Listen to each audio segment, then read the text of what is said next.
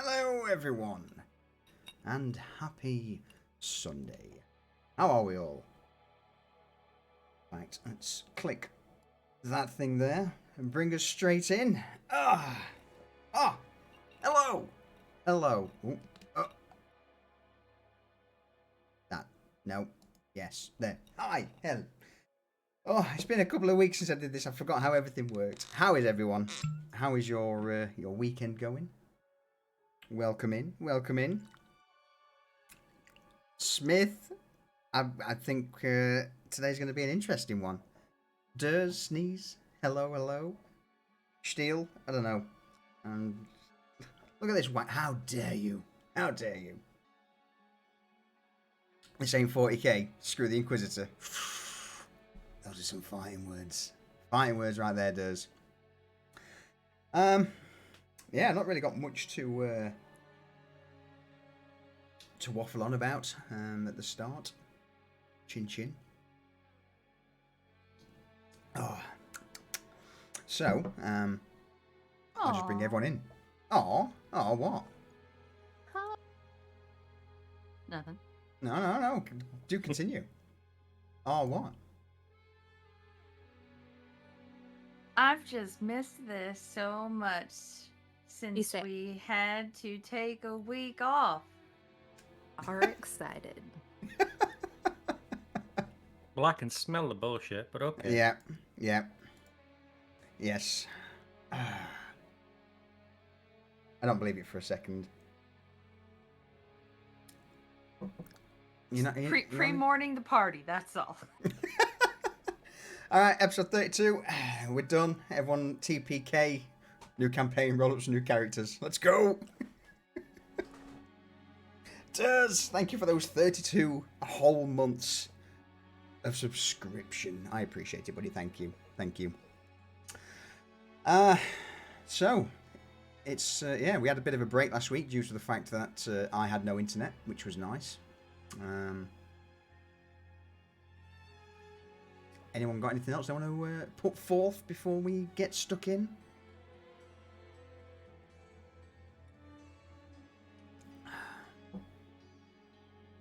No, I don't think so. Good talk. Yeah. No. We want to get on with it. Yeah? Oh, I'm just going to have to drag this out a little longer. Cypher! What about him? Do you want to start the spiel? Do I want to, or am I going to? Well, it's two very different questions. Are you going to? In fact, Cypher, what happened last 2 weeks ago on the last episode of Pariahs? All right. Last time on Pariahs, we started phase 1 of Operation Reverse Heist. Yeah, because that's what it is, a reverse heist.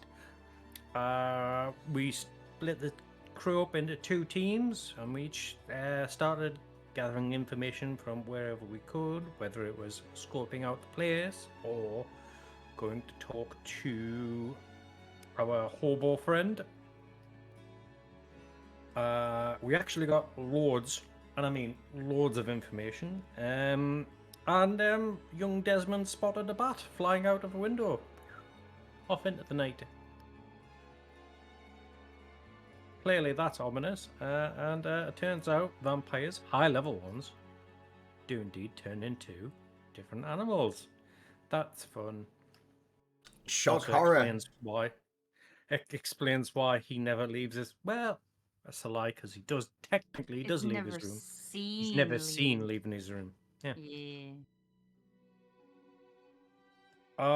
Yeah, so everything was going great. We were about to start the second phase, which was to get some handwriting one way or another. We had 2 leads. One was a clerk, and the other was Vanya opening up a business. What was it, dolls? Mm-hmm. And didn't somebody want like an owl bear? Or did I dream that? No, yeah, Teresa asked for an owl bear. Okay. Yep. Yeah. Okay, I remember that. So yeah, it was all going well, and then Vanya and Cypher were about to leave for their morning scouteroonie and do the do, and they bumped into their buddy old pal, the Tanner, and he brought friends. Not the good ones, the No, bad ones. The the bad Inquisitor ones. plus his entourage just waltzing into the tavern first thing in the morning. Mhm. Nice. Yes, with you guys being out of town for several days trying to lay low, and then another 3 days of downtime. A lot of time was passed. And therefore, if there's nothing further anyone wishes to bring forth, we will dive straight into it.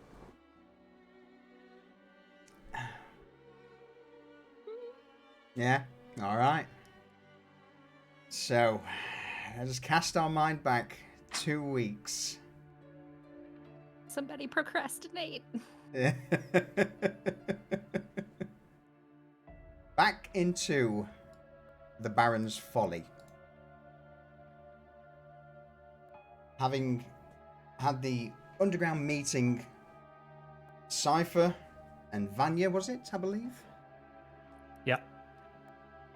You were the first two to make your way up the stairwell into the basement of the Folly and eventually through the kitchen into the central chamber.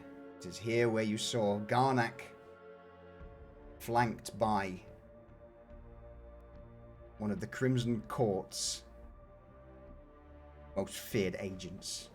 A man roughly 7 to 8 feet tall, clad in full plate metal armor, shaven head, a wire grin plastered across his face, and around him another 3 armored individuals, and last but not least a man at the back, a bow slung over his shoulder. Well, come, you who have joined us. The rest of you. The armored giant glances around the tavern. At this point, the tavern now completely silent. Garnak sweating profusely. This place is now closed. Barkeep, you will stay. Those emerging from the kitchen will stay. The rest of you, get out of my sight. And with a quick shimmer of metal, as the 3 flanking wardens draw their swords, immediately the tavern bursts into life. People raising from the table, grabbing whatever drinks and food, and making towards the exit. Cypher, Vanya, you glance over from behind the counter and see Julian stood there. He too is on somewhat of a high. He seems highly strung. What do you two do? I place a hand on Julian's arm and go, it's okay. Just relax, take a seat. Vanya's gonna say, we do private parties, so I guess pick a table of where you guys would like to sit, and Julian can bring some drinks. Like, what do you guys prefer? At that, the Inquisitor begins to position through the center of the room towards the table close to the fireplace. The chair looking almost like a child's stool next to the giant, and he glances at the table and slowly begins to lower himself. The table creaks briefly under the weight of the man. You speak with some authority. Where is the master of the house? That's... He reaches down and produces a piece of paper, parchment, holds it up, glances over it. A dwarf, Asmon. Bring him to me now.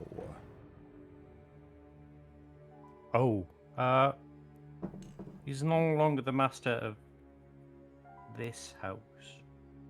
Yeah, and I'm not married, so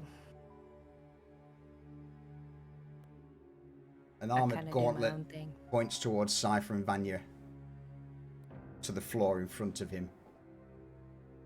As this is going on, Desmond, Reza, Garrett, what are you three doing? Are we still down in the basement room? Well, bear in mind, Cypher and Vanya left a little before you, so it's now onto you. You know, what would you do after they departed?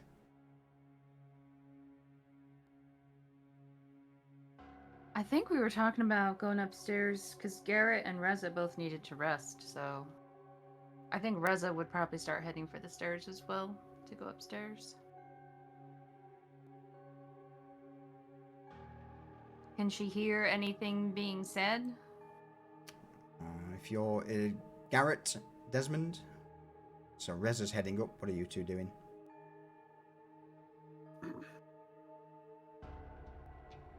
Desmond would be following them upstairs.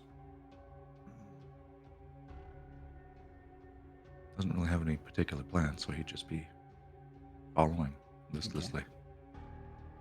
Oh, Garrett? What would Garrett be doing? Pardon me. It's alright. I'd be following them, I suppose, to Yeah. go towards my room. In that case, then, since all of you are heading upstairs, I'm going to ask one of you to roll me a perception check with advantage, since you'd all be together. I can do it since I'm leading, I guess, up the stairs. Unless either of you two strongly object. You crack on. Said perception with advantage. Perception with advantage, please. That'll do.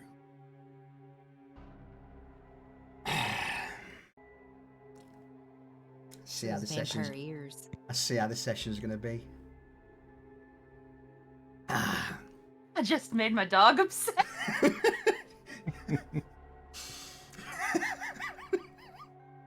Also, hello, Rayvon. So, with the three of you making your way up the stairwell, eventually opening out into the cellar of the Baron's Folly, you would all begin to hear a heavy footfall above you, as if the entire tavern is being cleared out or making their way out in rapid succession. The usual sounds and cries of merrymaking, this time nowhere to be heard. The occasional sob, perhaps whimper. And as you turn to head up the stairs into the kitchen, it's here, as you get to the door of the kitchen, you begin to hear a loud booming voice. Desmond, you would certainly be familiar with the voice. All right. So the first thing that Desmond's going to say when he hears it is, "That's the Inquisitor," just loud enough for people on either side of him to hear.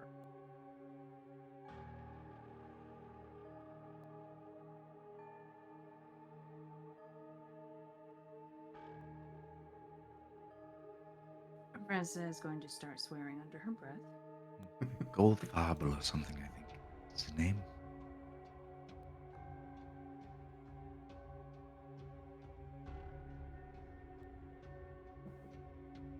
What do you want to do?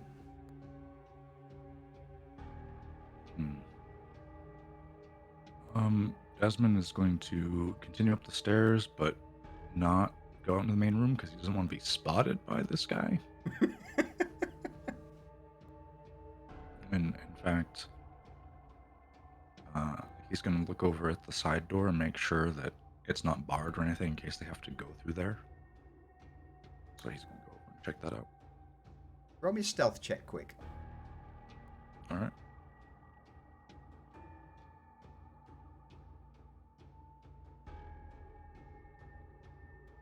Garrett, Reza, what are you two doing while this is going on? Garrett first. I'm going to get into a little position where I can hear what's going on, but not announce my presence as of yet. Okay. So, stepping into the kitchen. First, Desmond, Garrett, Reza, what are you up to? I would say Reza's just kind of frozen right now.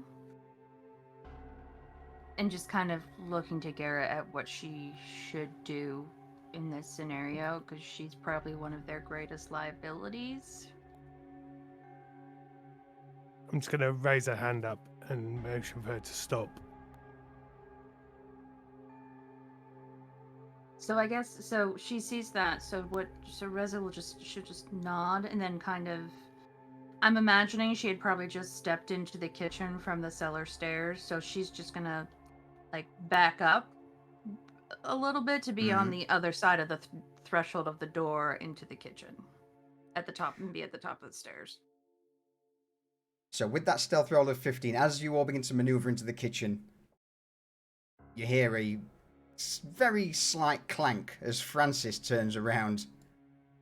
And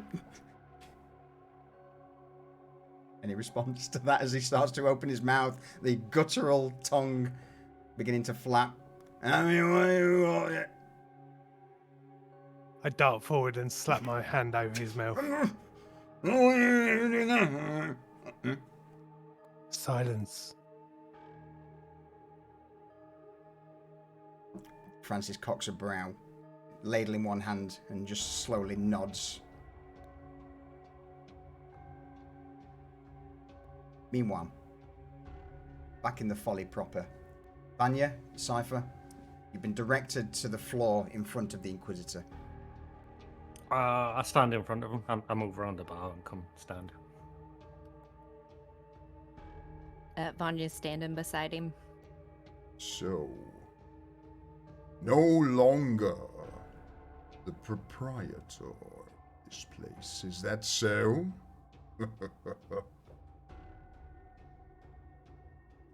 Yeah. He moved uptown. Yeah, he's got a new place. What's it called? Thank Table, is it? Is that it? Is that what it's called? Yeah, I thanked think that's what it's called. table. Cypher. The Inquisitor leans forward from his position on the table and looks towards Cypher and then to Vanya. Is that so?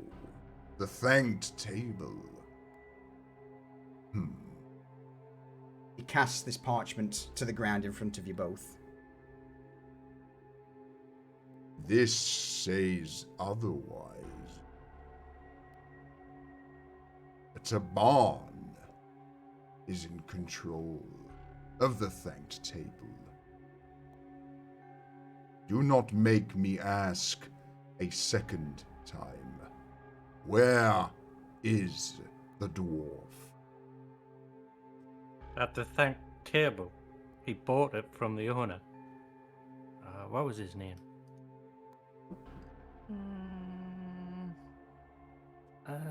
Zalam. That was his name. Yeah, Zalam used to own that bar, right? Sounds familiar. Yeah. You looking for Taban? At that, Cypher, I need you to make me a wisdom saving throw. Immediately you feel as if a force is trying to push its way through into your head. It starts off a tingling sensation before turning to that of pins. Yeah. The Inquisitor's eyes at this point are somewhat flaring a dull hue of red as he nods.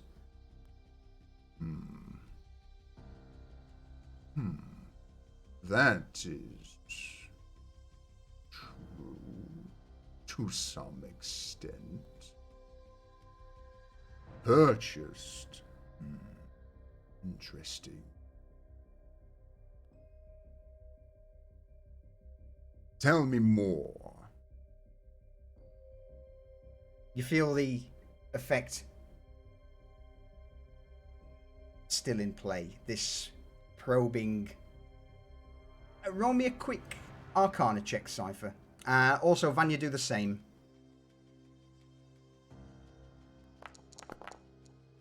Hey. Yeah. I am consistent. Yeah, you are consistent, if nothing else. Vanya, you don't know exactly what it is, but it certainly has a few telltale traces of almost a directed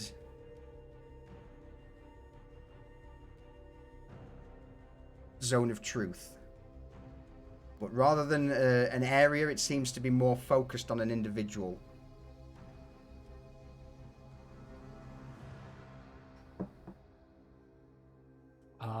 So what is it you want to know? I mean, we get lots of information in taverns. There. Yes. There has been a spate. Yes, of incidents that have concerned, well, some in higher places. I am here to ascertain where those problems are and to remove them. What was the problems?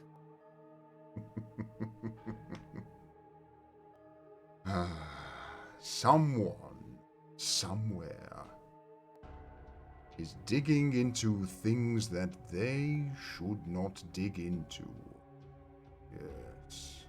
Like literally, or Anya, oh, not with the shovel. Okay, no, Sorry. not with this show. sorry. Be quiet. You? No, go on, girl. Tell me more. And with that, his gaze turns to Vanya. Vanya, I need you to make me a wisdom saving throw, please.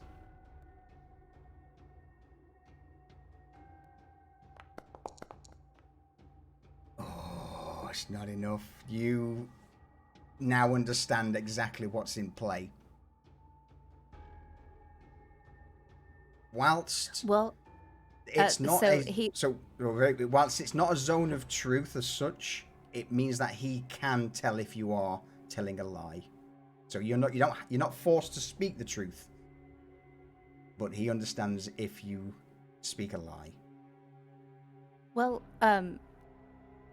so what I was thinking is you said that they were digging, and I just imagined that they were like somewhere, probably not where there's cobblestones or anything like that, but maybe where there was some dirt, and they were like digging a hole and maybe trying to dig something up. Is that what you were talking about?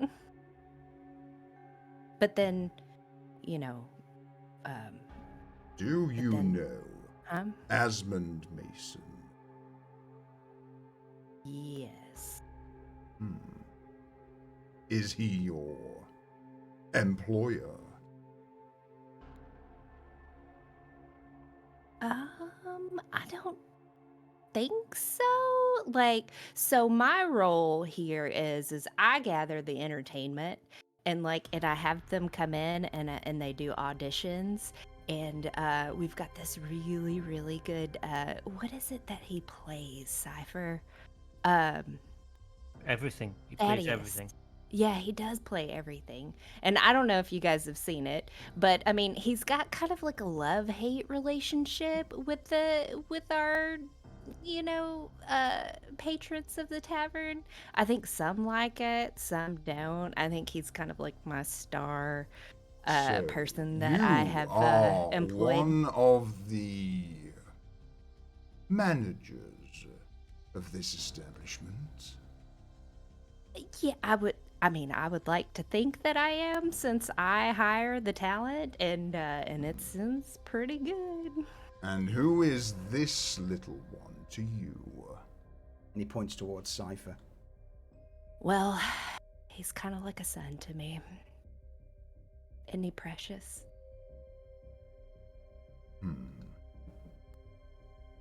At I that, kind of, I take care of him and the Inquisitor looks over his shoulder towards the guards and just ever so slightly nods his head. I see. One other question. Warehouses to the east, they are under the name of Asmund Mason. For now, yeah. This tavern is under the name of Asmund Mason.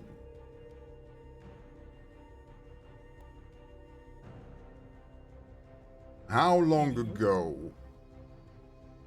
did he depart? Has it been weeks or months? Couple of weeks. Yeah, a couple of weeks, maybe a month.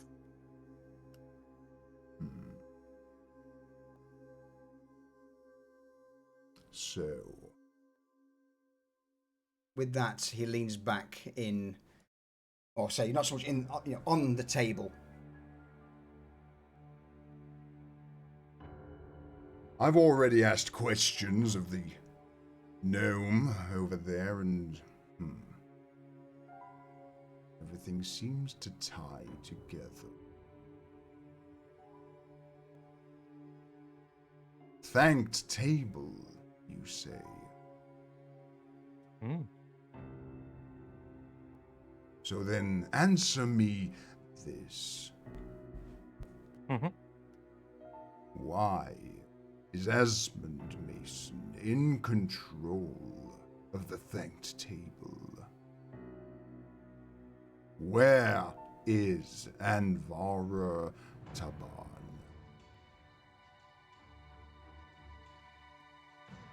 Oh, honestly, I don't know. If you all both want to make me another wisdom saving throw to see whether or not the effect remains so Cypher.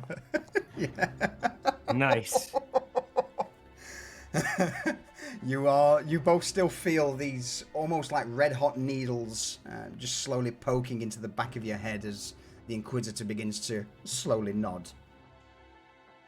I see. You do not know. I do know some things though. Oh. I Pray know tell. she came into town and made a name of herself really quick. Paid people in lower streets with gold coin. You ever seen anybody in lower streets with anything gold on them? Let alone a gold coin. The Inquisitor reaches down to his belt and produces a single gold coin. Holds it up. Oh, that's a gold coin. he's got a gold coin, Cypher. I know, I can see. Oh. Yes. A question for both. Mm-hmm. Doctors. Maybe. He looks over once more to Dwarf? the. It looks over to his guards, and then back to Cypher and Vanya. The Morbus Doctore. We don't know Mean them as that anything? name yet, do we? No. No, okay. Morbus Doctore. What do you know? What's that? Yeah, what is Doc Dorfe? The only doctor I know works on Market Row, but she's more like a nun/nurse. She's kind of intense. I have everything I need here. The Inquisitor stands up, points to two of his soldiers, the leather armor archer and a man with a large two-handed sword. You all gathered here will go with these two back to the warehouse, where they have a few questions that they must ask. The rest of you, with me. We go to this thanked table. Wait, I'm confused. Am I going with them or am I going with you? Am I not included in this group? Saying not a single word more, the Inquisitor, with 2 of his remaining retinue, depart the tavern, leaving an armoured warden. Well, at this point, 2 wardens behind.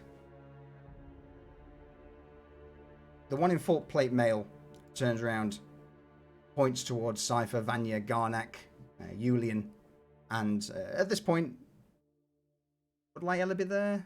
No, she probably snuck out. So yeah, it'd just be you 4. All right, you lot here with us. Come on. We got further questions to ask you down at down at that warehouse. Can we Yes. leave Julian here because he's blind and he literally just tends the bar? Ah, well, sadly, no. You, And he points towards Cypher. you'll carry him. You'll be his little guide. You'll be his eyes. Come along. Okay. Take him by the hand and lead him on. Come on then. We're going for a walk. So with this going on, Desmond, Reza, Garrett, what do you do?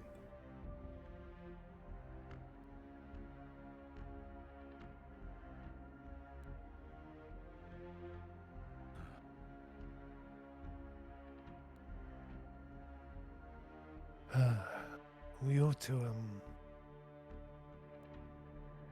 warn mate Asmund, but don't know if we could get there in time.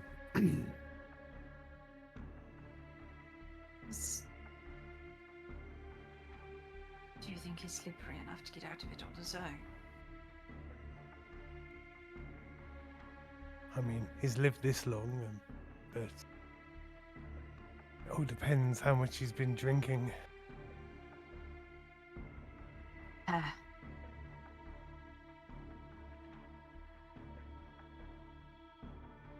You would also have all overheard that Cypher, Vanya, Garnak, and Yulin are to be escorted to the warehouse district as well. Oh, well, not the I'm district, honest- the warehouse area. I'm honestly more worried about Cypher and Vanya and our people. Yes, well, I intend to follow them. At least keep eyes on Cypher. What do you want us to do?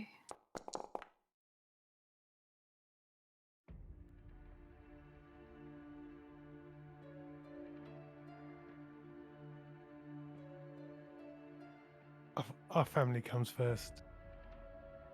Asmund's got to stand on his own. Resonance.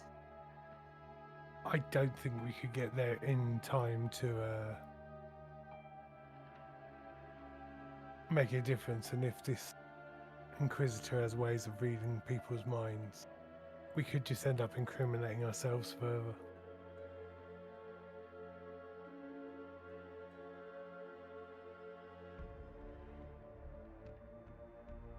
Do you want me to come with you?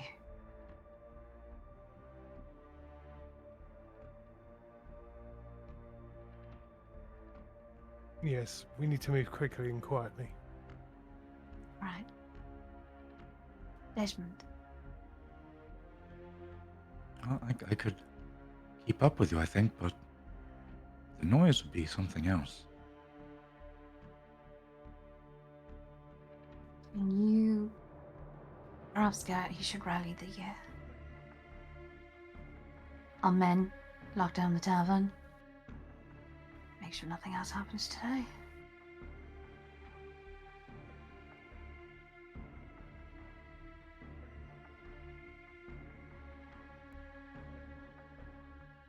I could make sure it's closed up, but I think we have some people here who could do that, like Falco, yes?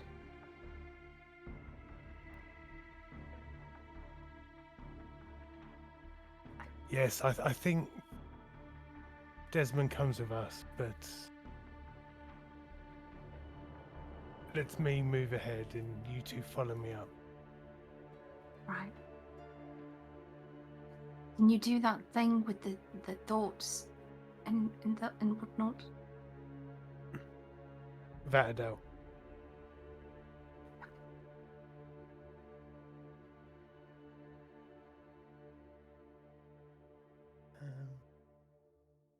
Oh yeah. Hang on. Let me find So it. good? Yeah. Ages since I last used this button.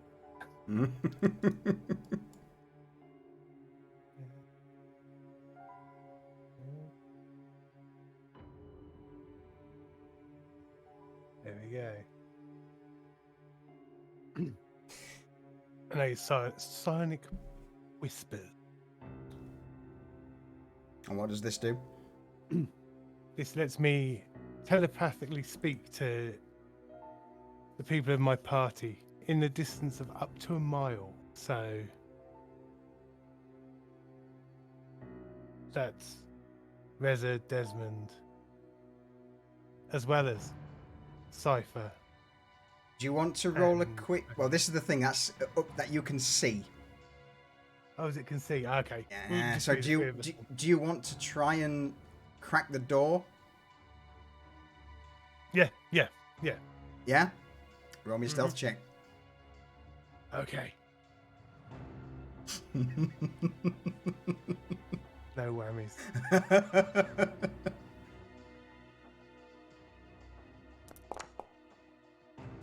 Oh, so as you begin to hear the sound of the Inquisitor departing the Baron's Folly, you quickly get close to the door, covering one of the top hinge. As you know, that one creaks a little. You push the door ajar just ever so slightly so you can catch sight of Cypher or Vanya. Who are you going for? Cypher. Cypher, okay. So with that, Psychic Whispers is now in effect with Desmond, Reza, and Cypher. Marvelous.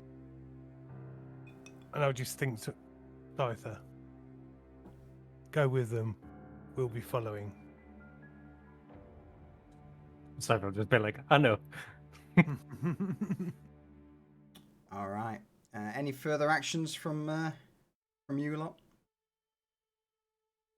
Reza will just say to Garrett, after Cypher and them have walked out the door, she'll be like, okay, if you're following them secretly, just keep me updated with twists and turns, and Desmond and I will follow out in the open like two people shopping.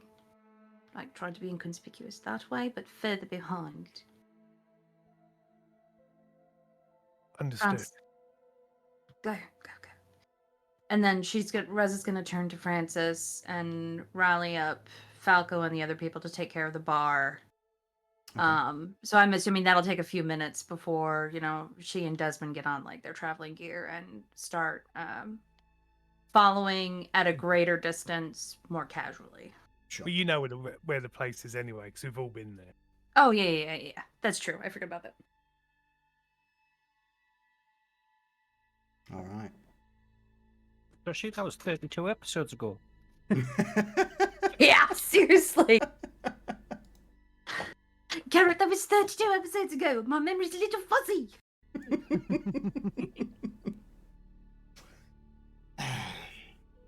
So. And I thought I was the old one. Shut up, you fey asshole. Kidding. With Cypher, Garnak, Julian, and Vanya stepping out of the main entrance, flanked by a fully plated warden and another one who is a little less armoured, mostly leather, granted good quality leather, and a uniform that also matches that of the warden, as the typical, almost like a small chalice, a golden chalice pinned to his jacket, signalling he is part of the Crimson Court's elite. You step out into the courtyard of the Baron's Folly.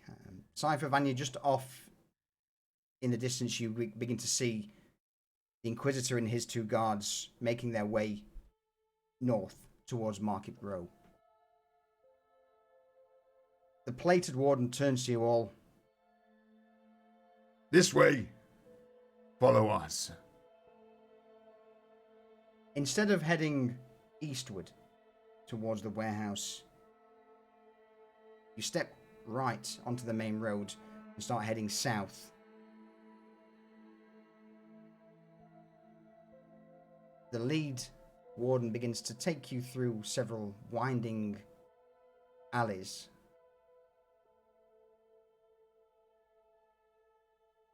At the back of the folly. Is this clearly not the way? This is clear. This is not the way. This is clearly not the way. Cypher will go, are you lost? I know exactly where we're going.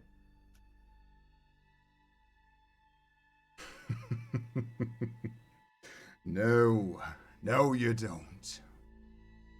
But since you've cottoned on, here is as good as a place of any. With his sword drawn, he points to 2 benches. Sit.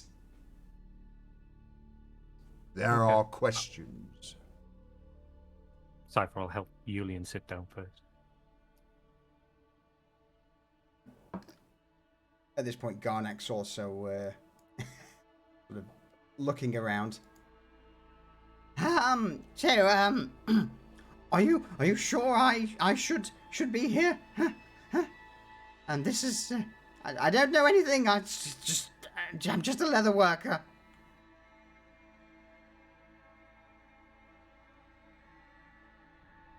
The archer from the wardens looks over to him. Do me a quick favour and shut your mouth, gnome. We'll get to you in a minute. Yes, of course.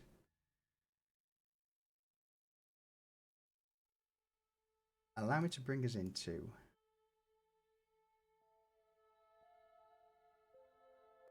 this scene. It's nice knowing you, chat. Do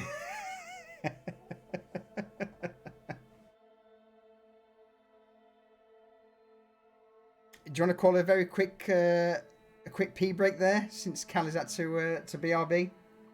Yeah, sure. Yes, please. Yeah. All right. All right. Before we get stuck into this, we'll call a quick verb. Well. All right. Let me refill.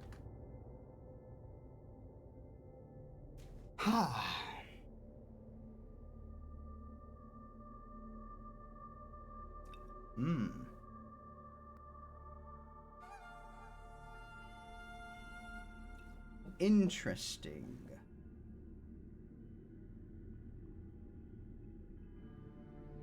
What I am going to do though is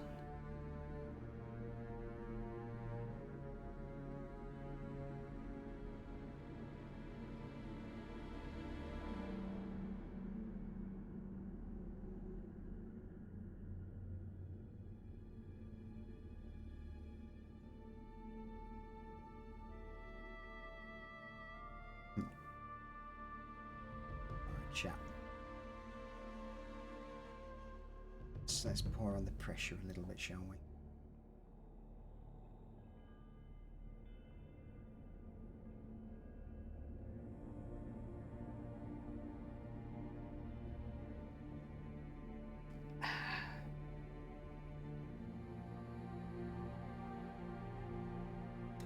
All right, since that's now set up, I will be right back.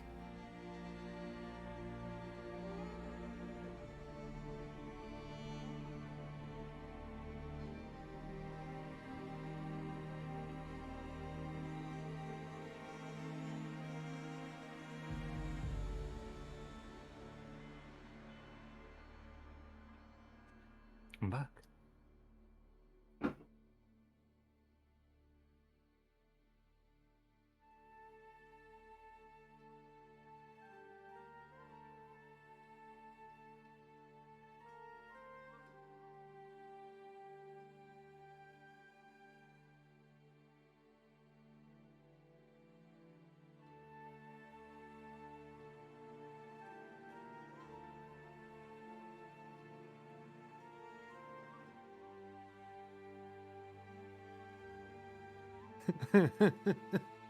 I thought there's 3 people there, but one of them's a tree. One's a statue. Yeah. I was like, where did that other one come from?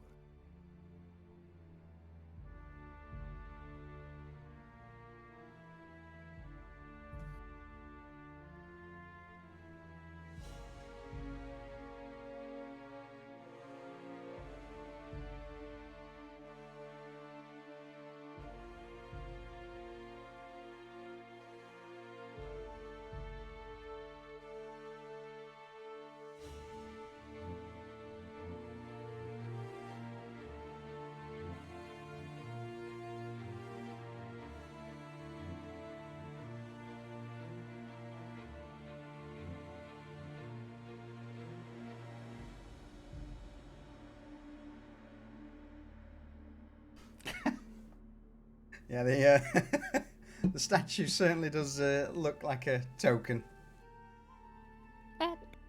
Welcome back. Thank you. So you may notice a small countdown clock on the screen.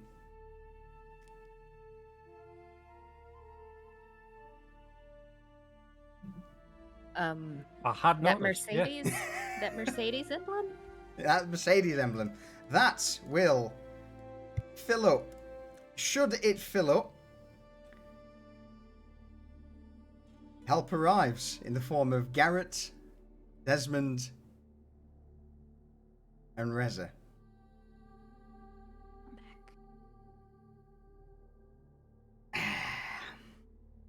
Back as well. Welcome back.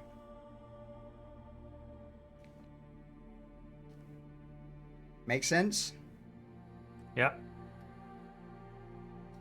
Since we're all back, then let's get into it. As Cypher, you lower Julian into the seating position on the bench, Garnak sits down. Vanya, what are you up to?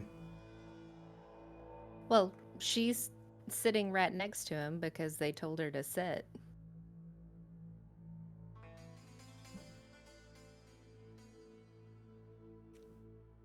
Looking over the group, the warden slowly nods. Good. Good. Cooperative at least. Well, sadly for you. In fact, there's good news and there's bad news. What do you wish yeah? to hear first? Ooh. As she looks at Cypher and she goes, well, okay, part of me wants to say maybe the bad news first and then the good news last, because then you end it with something good. But then also, Cypher, I kind of want to hear the good news, because then maybe I can be thinking about that whenever the bad news happens. I don't know. Cypher. Good news first. Yeah, sure. Good news, okay. The good news. Well, the good news is you He get to starts escape talking all and I this. cast Confound on him. As soon as he stops talking. Starts talking. Oh, ho, ho, ho, ho. Oh! Fuck! What happens? Like he's like, ha. Ah. What was I saying? Are you alright? The other warden looks towards his friend. Well, go on then. Give him the good news. What? Good The news. good news. What good news? Well, you just said there's some good news and there's some bad news. You were just about to tell them. Are you alright? Yeah, fine. Why, He draws his sword and points it towards Cypher. it's, fuck. Lost my train of thought. Oh shit. Okay. That happens to me all the time. Yeah, me too. And then I'm gonna cast Helpful Shade and knock over a bunch of shit. Like here. Just behind, what that? Yeah. Roll me a deception check. Deception, you say? Deception. So while this is going on, Vanya, what are you? Are you? What are you? Oh, fuck's sake.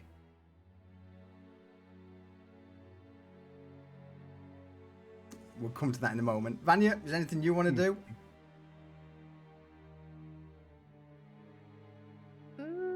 She is going to cast Minor Illusion Okay. and is going to cast it kind of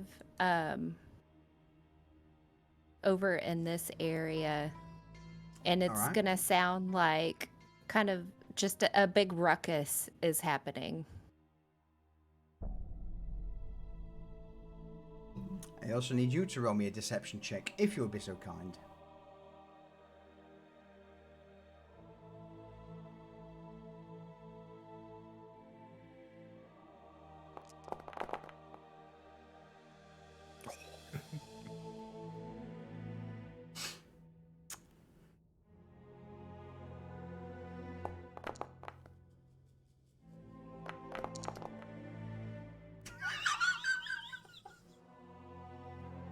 Consistent.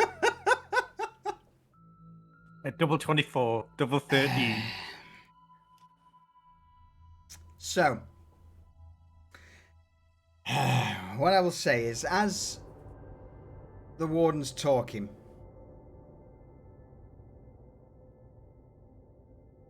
you notice that the archer at the back just begins to draw an arrow from his quiver and just knock it against his bow and into the string.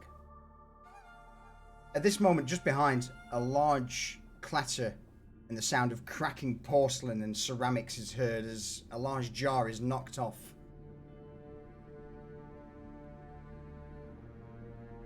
The cart behind them. I'm also going to ask for Garrett, Reza, and Desmond. In fact, actually, no. So Garrett first, roll me a stealth check. And then, since Reza and Desmond are coming together, you can either roll a stealth check individually, or someone can help someone else be stealthy and roll stealth with advantage. Oh, for I fuck's am a sake. fucking shadow, by the way.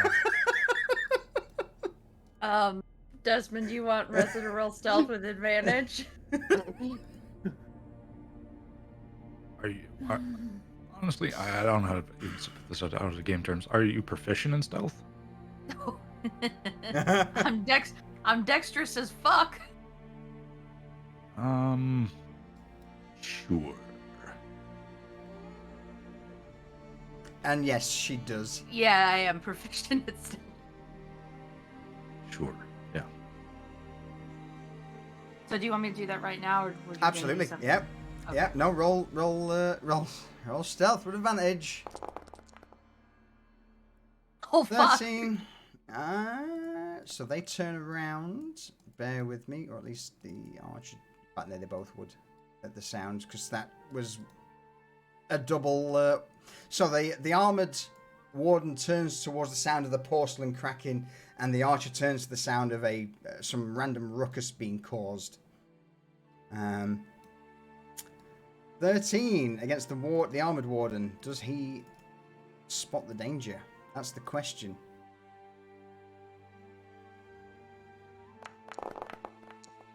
Does he fuck? God damn it! It was all going so well for you, right? It was.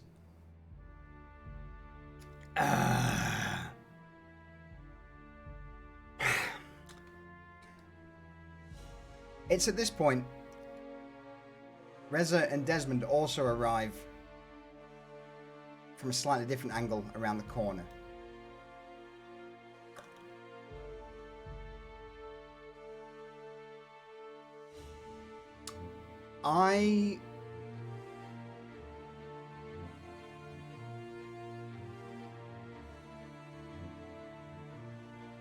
I'm going to pawn this back off to Vanya and Cypher for the last action. So, as a ceramic pot is knocked over to the ground, cracking out, the Armoured Warden turns, spins on his heel and looks towards the sound. What was that? Don't worry about it. Oh, hang on. There's someone over there. Hey, what? The two wardens immediately spin round and look to the sound of the noise. Garrett, you're behind a post, out of sight. Reza, Desmond, you're just around the corner, also out of sight. Vanya, Cypher, any further actions?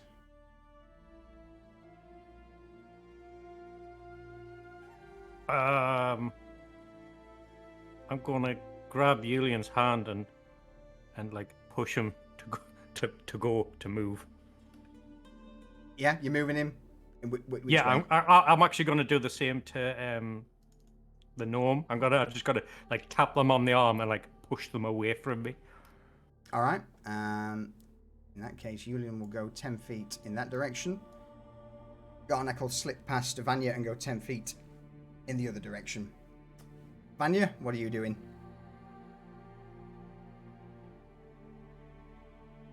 She is going to what is she going to do? She's just gonna kind of position herself like right here to the side to look like in the event that they turn around to look at her, like she's like peering to see like what all the commotion is. And it's at that moment where the wardens turn their attention back, seeing everyone's moved. The archer calls out, "Hey! What the? You fuck it. Get him down, quick. Everyone, roll me initiative, please." You see the archer begin to draw his bow, aiming up towards Cypher. And with the drawn sword from the warden, he too is now focused solely on Cypher in front of him.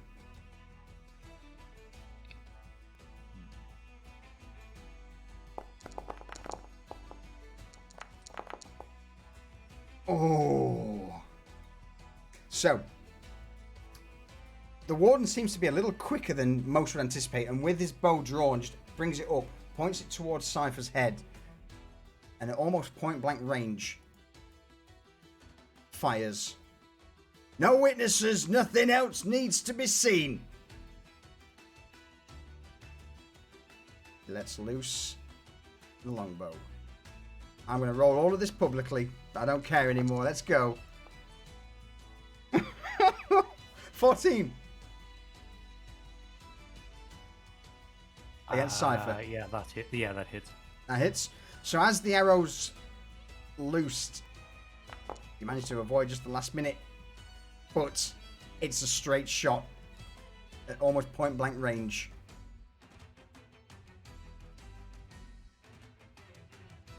The other warden, as he begins to move in towards Cypher, sees that the arrow has struck him, will just swing his greatsword towards him. At this moment in time, completely unaware that Garrett, Desmond, and Reza are on the scene. Oh no. Two-handed versatile damage. I'm sorry, my dude. Oh, that's hang on, I didn't roll that crit. God damn it. No. I'm having a crit. I don't get them very often. With a swing. I use strength of the grave to remain standing. With a swing of the two-handed longsword, just he carves straight through your midriff, Cypher. And feeling the resistance, knowing that that would be a death blow, he begins to turn his attention towards the fleeing gnome and Vanya. And the archer, he turns his attention towards a stumbling Julian. Garrett, over to you. Garrett's going to start by muting his microphone.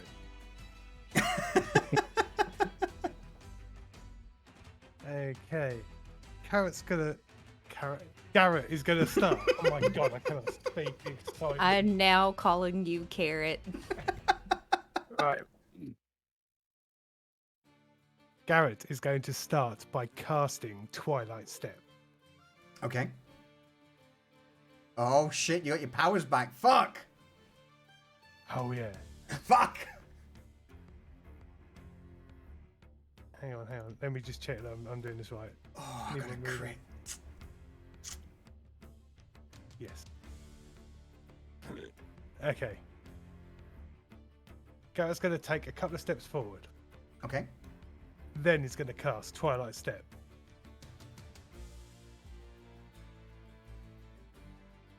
Oof. To hit both of them. How does this look, Garrett? Okay, Garrett emerges from the shadow. And then, in a swirl of darkness and ice, like a winter's cloud, he disappears and reappears in between the two wardens. But as he reappears, an explosion of icicles and cold air blasts out from his feet, damaging both enemy. All right.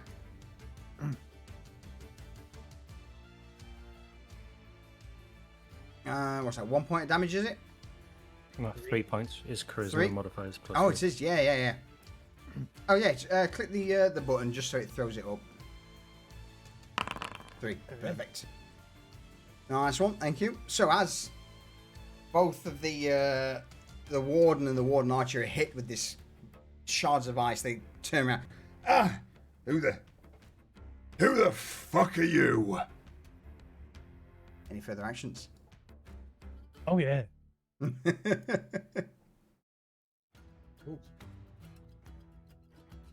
we go. And then we're going to take a swing with my sonic blade at the archer. All right. Not so much going for damage with this first swing. I'm going to cut his bowstring. All right. Okay. roll an attack first. That's a hit. Roll me a sleight of hand check.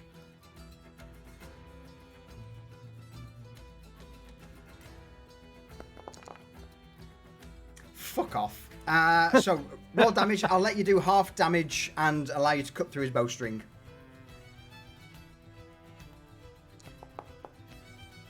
Alright, so that's half damage. As you swing out with the sonic blade, you cut through not only the bowstring but into the archer's arm. He pulls his arm away, hissing, "Oh, who the fuck are you, honestly? Do you not know who you're pissing off? Do you not know who you're dealing with? We're the court." Any further actions? Yeah. We're going to use a second attack. Yep. No. Which misses. Oh. Alright, that you done, Garrett? That is me in the firing line. Alright. So, Reza, you now see, as you round the corner, Cypher, the blade of the warden just cut through Cypher's midriff before, a second later, Garrett appears in the midst of these two wardens. What do you do? Reza is just seeing Cypher almost get cut down, just like cold, dead fury. So she is going to move up 15 feet, 20 feet. Okay. Just so she has a very clear line of sight. Yep. Apart from a few shrubs and an old rusted iron fence around this small shrine, you have a unobstructed view of the armored warden and the whole city. Now this is the first time I've done this, so please bear with me. Mm-hmm. But we are going to she's going to use her Quiver of the Hunt. Okay. to cast Hunter's Mark on the guy with the long sword. All right. Yep. So that's there. In that case, He I is- will add in.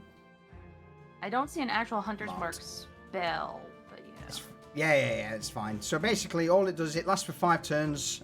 You get an extra 1d6 on damage. So that's my situational when I roll damage. Absolutely. Okay. So that happens, and then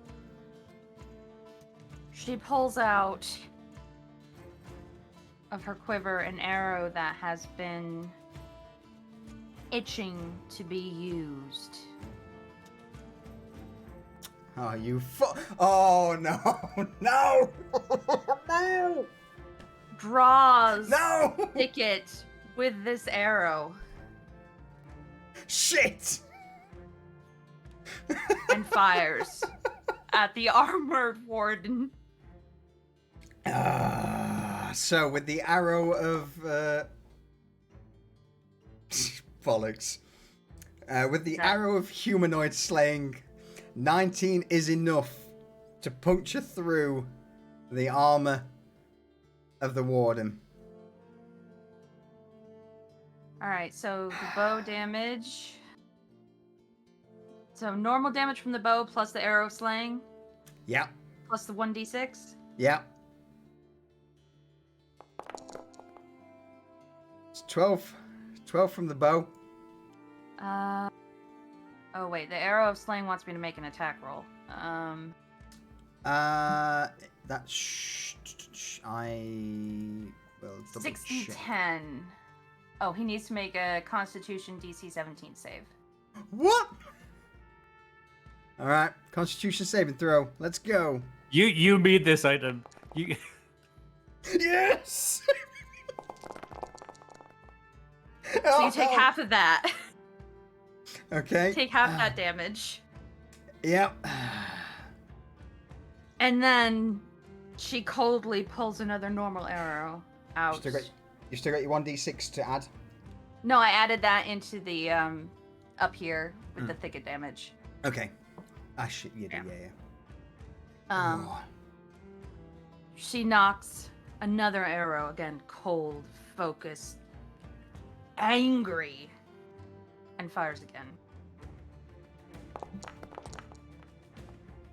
Not enough. This as the second arrow is let loose. So the first arrow immediately just punctures through the plate armor of the warden. Part of it breaks away, shattering as the arrow of humanoid slaying just like an armor-piercing round hits him in the chest, flies through the other side, tearing a huge hole out the back, and he just immediately. Oh, fuck. Get her. Shoot her. And he points to his associate towards Reza. And as he's turned around trying to give orders, the second arrow just hits him in the top of the helmet and is deflected off. Alright, and I believe that is my turn with 1 fury point gained. All right. Vanya. Oh, over to you. All right, so Vanya is going to target the guy with the sword, Okay. and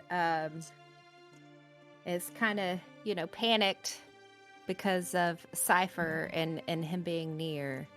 So she's gonna cast Mage Hand, Okay. and where his like his helmet thing, she's Yeah. gonna put the hand like over it and like pull it down where he can't see. All right. Yeah. Just sort of try and pull his visor down a little more. Yes. Roll me a sleight of hand check. To try to. Yeah. Roll me a sleight of hand check. It's going to be against. Let's go with. Oh.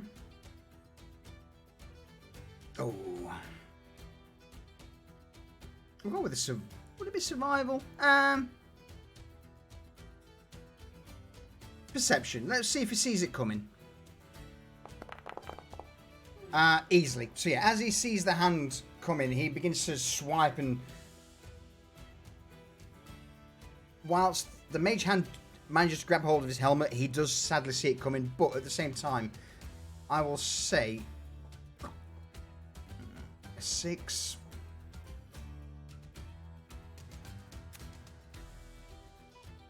As the visor slammed down, he grabs hold of his helmet, fights with the mage hand for a split second before just ripping his helmet off completely and tossing it aside. I will allow you...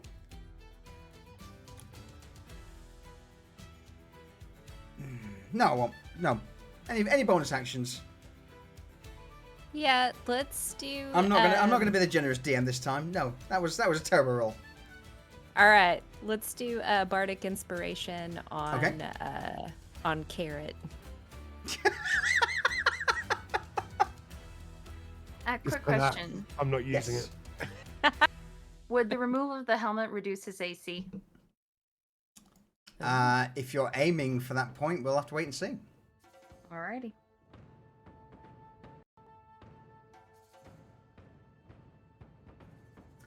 Bardic inspiration on Garrett. Yes. Okay. Oh, what shit. No, go on. Oh, I'm just rolling. No, up it's to not see your if turn, there was actually. one No, I thought... No, it's not your turn. Go away. No, Be no. gone. Cypher, over to you.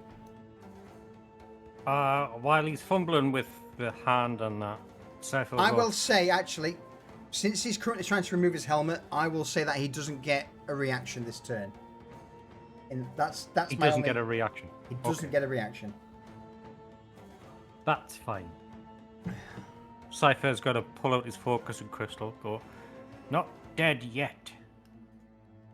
And then he's going to cast Aggressive Shade. Upcast to 5th level. So using a 3rd level spot. Okay. Upcast with the focus and crystal. Yep. And I'm going to use the Aggressive Shade to throw the... The archer sees you, though. Wow. And with a quick grasp of his hand, thrusts out a crystal, crushes it in his grasp. Let's see if this takes effect. So you're casting it at 5th level, is that right? Yeah, 5th level, yeah. Okay. I believe, if I remember rightly, it would be a wisdom check and it plus. Sorry, it'd be a DC 12 because it's 2 levels higher. In fact, no, I'm lying to you. It's intelligence. Oh! So as the shades begin to claw and grasp towards the warden, as this crystal in the warden's hand is crushed, immediately all magic in the area is just wiped out. The shades seem to recoil back, hissing from the 2 wardens. And the archer just offers a huge shit-eating grin towards you.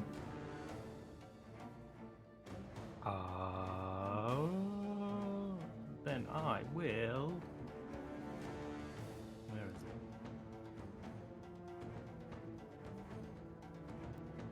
it? Get out of dodge. As he knocks an arrow, he doesn't because he's fucking bowstring. He casts his bow aside, draws his dagger, looks towards your Cypher, and at that moment, you disappear from his sight. And, I can't move. Oh, it's moved to Desmond. That's right. There you go. Put you back on you. Oh, it's because it's ruler. I don't I'll want to do move it. there. All right.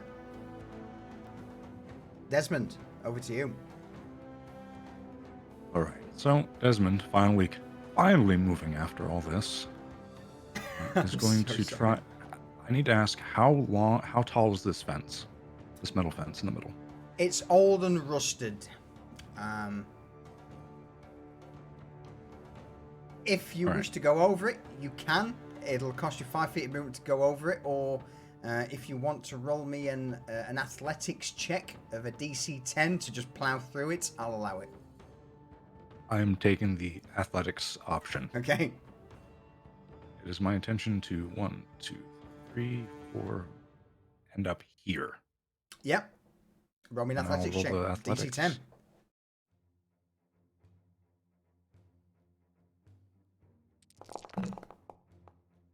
Oh my god! Do you know what? I'll give you an extra 10 feet of movement for a crit. What happens? Desmond, seeing all this going on and not being able to shift into gear, just puts his shield up and runs straight through this fence, crumpling it down. He bulldozes into it, over it as it starts to fall, and through the other side, sending little bits of iron that were just barely holding on because of disuse and disrepair, clattering onto the cobblestones.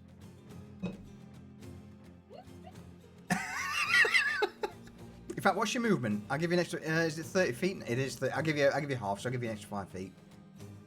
Right. That makes sense. Be a little bit closer. Yeah. I don't really think I have anything else to do besides just move more because I can't. Let's see.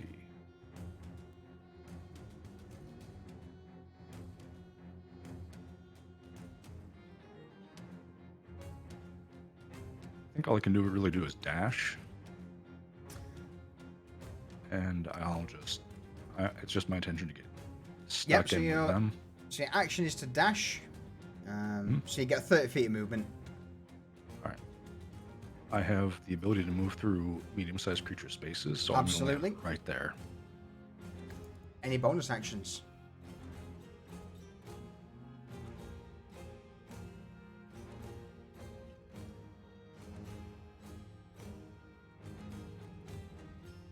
Just realizing that bonus action is where my shield bash has landed. Yeah, so that's actually is part of it. Part of your normal, if you do a shield bash as an action, it's just due to the UI. It adds it to bonus action as an easy place to click it. Should you Understood. Secondary. All right. That ain't it. Yeah, you got your free actions if you need it, or any of your bonus actions. The features. Yeah. Action surge. Okay. All right. Yep. You reclaim your action. And so I'm going to attack. All out. First is going to be the guy in the armor. I'm just going to wheel around and try to strike him one time. Okay. And I'm going to attempt I'm going to use trip attack on him. All right. Okay. So that'll be the effect if I actually connect. Yep. Best thing to do is attack first, hit, and then throw it up. Okay. Because these are based on if you hit.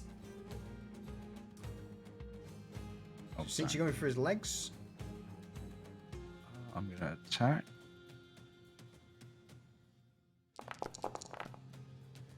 Eight's not enough. Apparently not. Sadly. All right. As you slam the mace into his leg, this man appears to be almost inhuman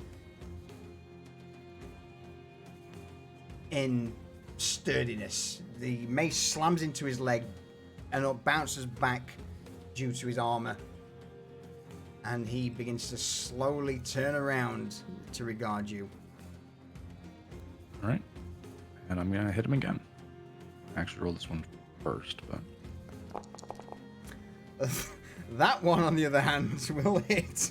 All right. I'm going to put the trip attack on this one. Okay.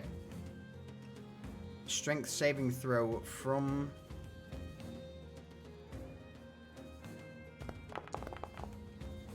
Oh, it's enough.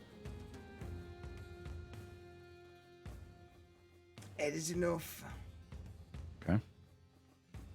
I believe So you can also do damage to him as well. As well Yes, as it's going to be plus your superiority. 1d8 Absolutely. from the superior party. So I just put that in the situational bonus. That you do. 1d8. And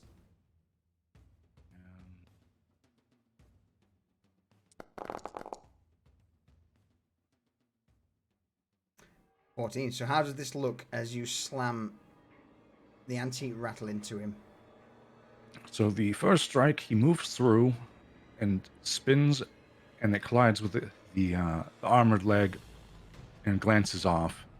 And using the momentum from that, Desmond swings it back around to the other leg and just tries to take him out with the knees. He's not dropping, but he's just smashing through and clubbing what will be his left leg. Just denting the armor a bit with the force of the blow. Oh, fuck off, child! Any further actions? Let's see. No, he's right where I want him to be, so that's Alright. all I got. Start the turn, round 2. Oh. That should have been a Okay. thing. Actually, you're right. Yeah, you gonna do something? The biggest open mouth smile, just exposing every little bit of anything that can be seen, just snarling at this guy as he's looking down to give him the What the fuck? The fuck is... Oh, ah. Seeing this wide grin, he begins to take a step back. I can't believe a warden failed. Fucking all right. He is scared of you, Desmond. He knows a small child like this should not be grinning in that manner. Well, the thing is that it's like a snarl, so like the lips peeling back enough, it's like no longer looks like a normal person or anything. Like would be able to see like the parts beneath that are hidden normally, like peeling a little bit of it back. Fuck is that? All right. That concludes my turn. I have nothing else to do. So the archer next to Garrett is going to try and over the rusted iron fence. Immediately draws his dagger and lunges towards Garrett.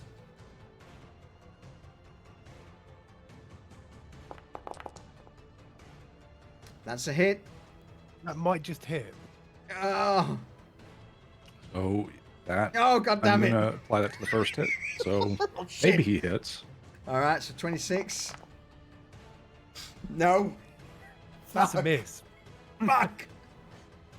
For a moment, his armored gauntlet just gets caught on one of the spikes at the top of the rusted iron fence, and whilst the iron itself begins to bend and snap, the blade lands 2 or 3 inches short of stabbing into Garrett.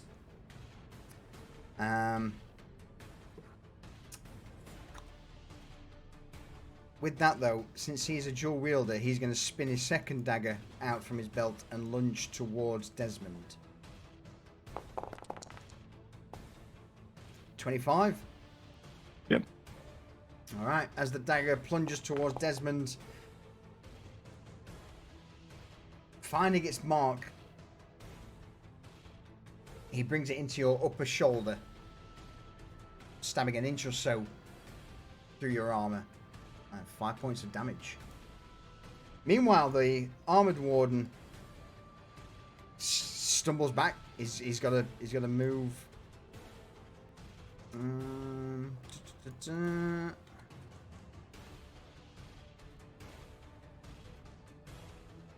Double check.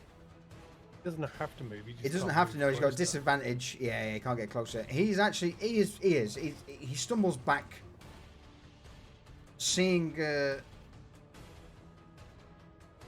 this odd sight of whatever Desmond is.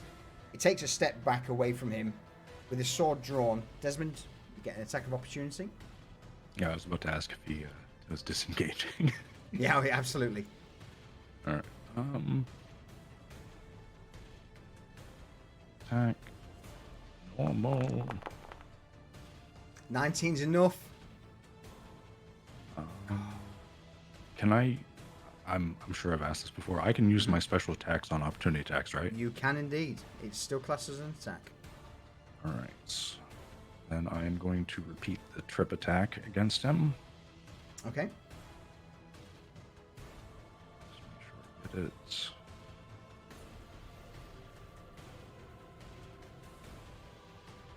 probably going to pass it, but I got to try it. Yeah, roll damage and add on your superiority dice while I make a strength saving throw.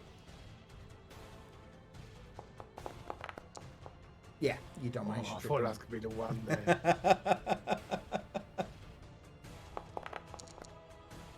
Another 10 points of damage. So once again, you smash into the leg, but the armor saves him from dropping to a knee. And as he withdraws with his sword in a two-handed pose, he strikes over the fence towards Garrett. Nope, not a dagger. That's not what I wanted. I mean, you can use a dagger if you want. No, no, I'll be no, okay. no. He's going to go in for the long sword with a two-handed strike. 19. Hold.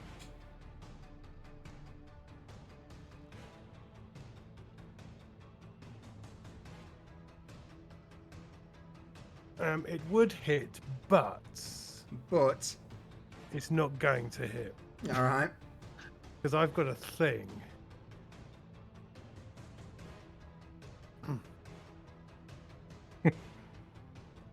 I raise my hand as if to ward off the blow, and an incandescent shield pops up.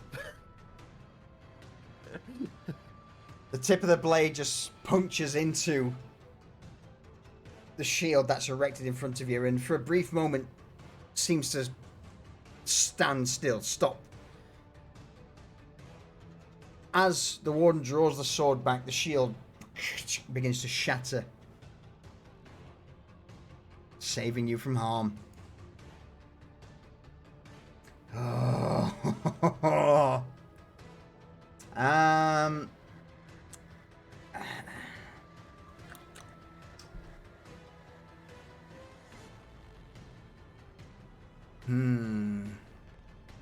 Yeah, that's him done. Garrett, over to you. Mm-hmm. In fact,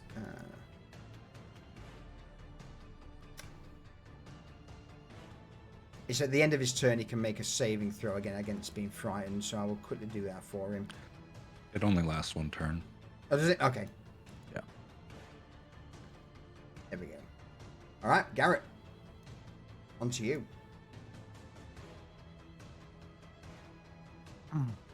Okay, I'm going to use my bonus action to disengage.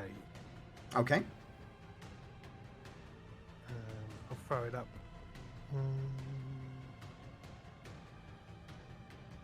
Oh yeah, I had to move it. There we go. Keep it legal.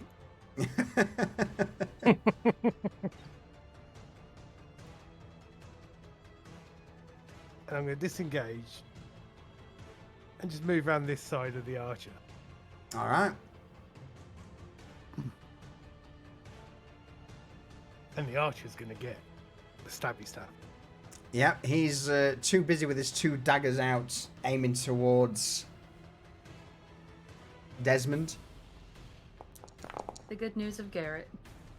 13's not enough. He managed at the last minute to just quickly see what's about to occur. Dips to the side, dodging the attack. Mm-hmm. Oh, shit. So I'll stab him again. This time, though, the blade does indeed find its mark, puncturing through his armor. Oh, For 8. lovely.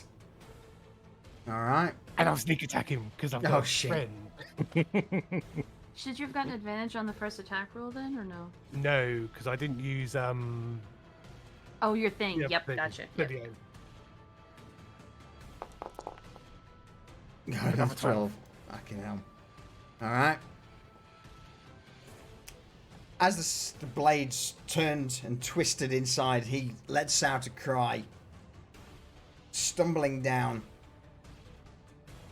A pretty hefty attack.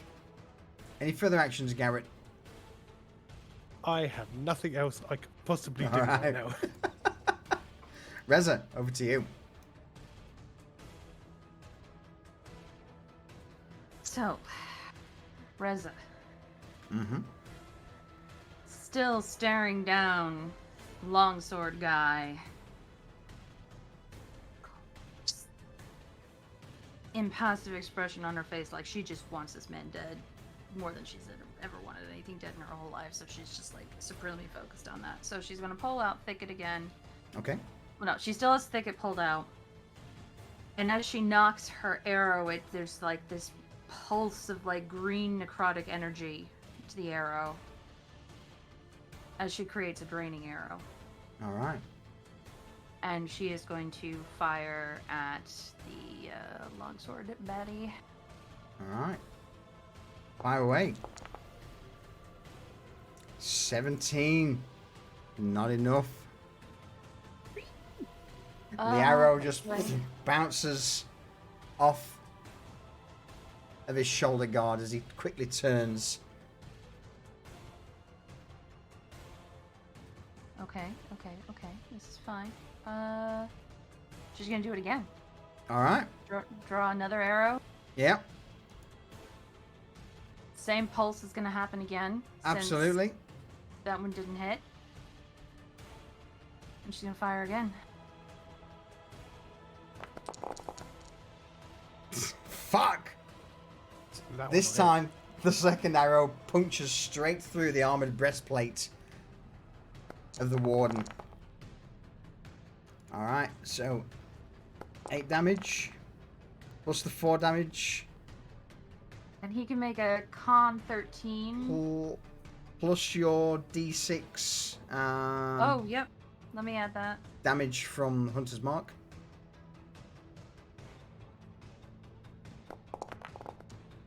One. 1. Alright. And then a DC 13 Constitution saving throw. I Or got his this. damage is halved. Okay, good job. Action surge. Fuck. Let me get it up there.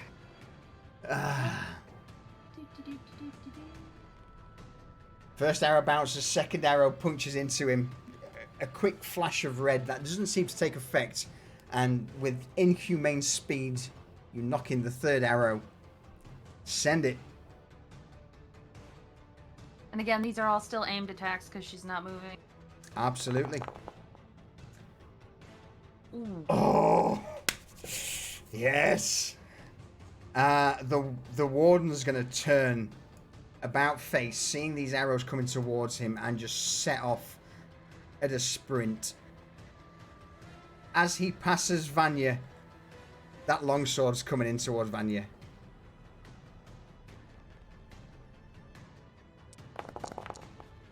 Or not. I don't know. 14, is that enough? Let me check really quick. Ooh, Yep. yes, it is. Oh, this time it's only one-handed though, since he's just trying to get a quick cut off as he's running through. For 9 points of damage, Vanya. So as the And arrows... it's- So go on. Since he went past me, would I get an opportunity attack? No, because that was... Yeah, you know what? I'll let you have it. It's kind of out of turn, but yeah, go for it. Okay. All right. Let me get the good So, yeah, old damage on myself. So as this, Okay. as a third arrow slams into the back of the warden, he turns around, growls beneath his helm, and sets off at a sprint. With his sword in his left hand, he just carves into Vanya before just charging down towards Reza. Vanya, I give you your opportunity attack. All right. It's got to be an she's attack, going not a to- spell. Oh, not a spell. Not a An spell. attack. Okay. Mm-hmm. Oh, where do I see like my Inventory. items on here? In my inventory? Yeah, you got a rapier. Okay. She's gonna pull this out. All right. And she's gonna, it's wobbling a little bit. She's got some weak arm strength because she was used to doing the spells and stuff. Hasn't been lifting all that much. But Fucking hell. her ability to damn it. because she's been serving tankards and stuff around the tavern, and it's given her a little bit of arm strength, so she quickly gains control of her rapier and is gonna aim for the head. Did he have 2 HP left? Tell me he had 2 HP No. left. No, he didn't, luckily. But as he cuts through Vanya, at the last minute, he manages to jut out with a rapier, stabbing him in the back of the head. And he just turned, Fuck off, bitch, I'll deal with you in a minute. As he's doing this, Reza has one more shot. oh no. The arrow pulses again as she's knocking her 4th and final arrow of this round.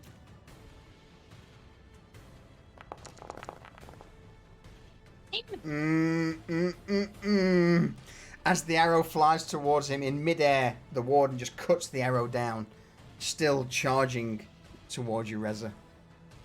Alright, that's... You, you're fucking dead.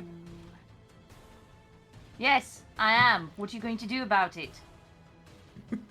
Any further actions? I am just checking my... Oh, I got 2 fury points. Nope, no more, no further actions. All right, Vanya, over to you. Vanya still, she's a little upset that this guy was harming her. She wasn't really doing anything. Anyways, so she's going to cast emotional bewilderment on to him while he is running away. All right. I fails miserably.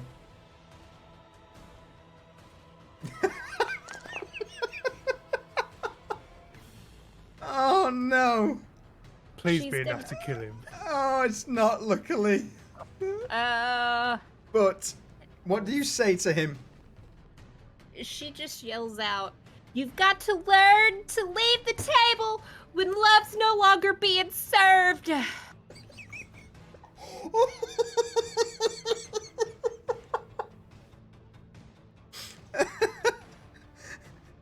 He seems to stop. He holds his head for a moment. What? What? You have lost. Oh, my head. Yeah, you have lost any semblance of me, tried to save you.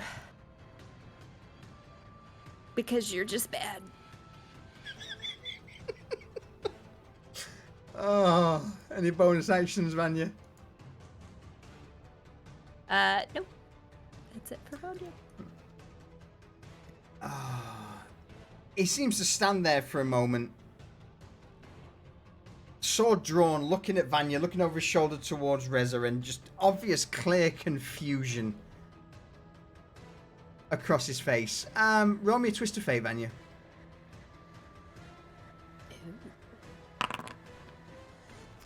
Alright, with that, I'm going to say next attack gains an extra 1d6 damage against him.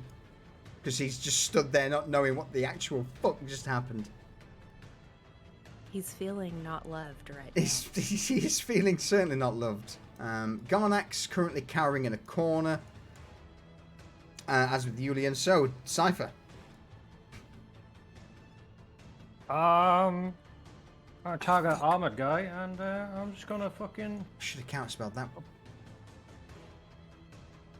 Over to you. Yeah. Yep. And I'm just gonna Gloom Barrage.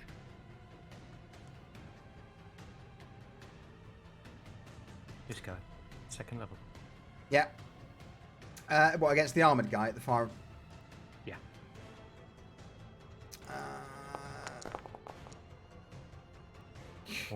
Go for it. 2 damage. 3 damage. Oh, damage. It's a good roll. It's a good roll as the Gloom Barrage begins slamming into him. And I did say next attack gets an extra d6, so... Oh, and an extra d6. And an extra d6.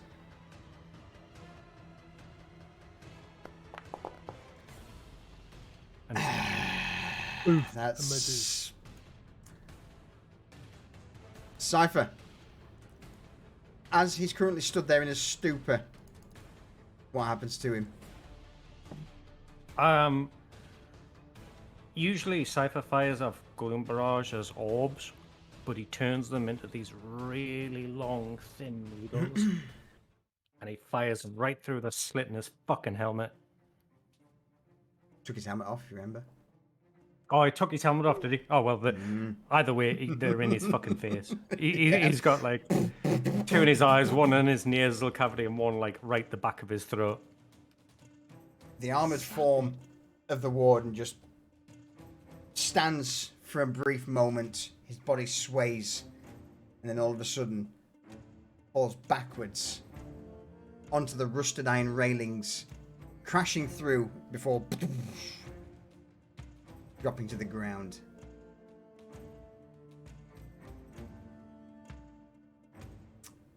Any further actions? Just gonna slink around that pillar. Take cover.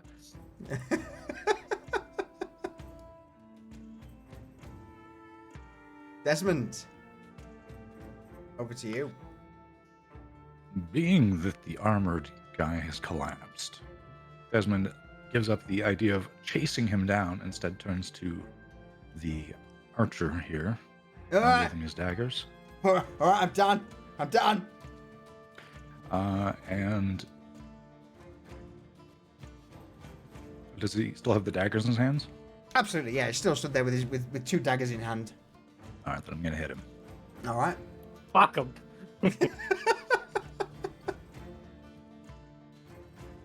Gonna hit him once with the mace. Yeah. No, I'm not. No, you're not. He manages to parry the first one with a backswing. Is enough. Just Okay. slightly turned aside from parrying the first blow. You're quicker than the warden, bringing the antique rattle back and slamming into him. So that's 11 points of damage. Oh. You hear the crack of ribs. And he gasps.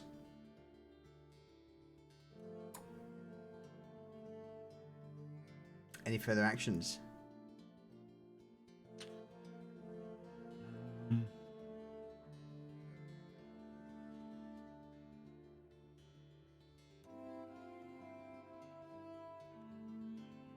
Just make sure.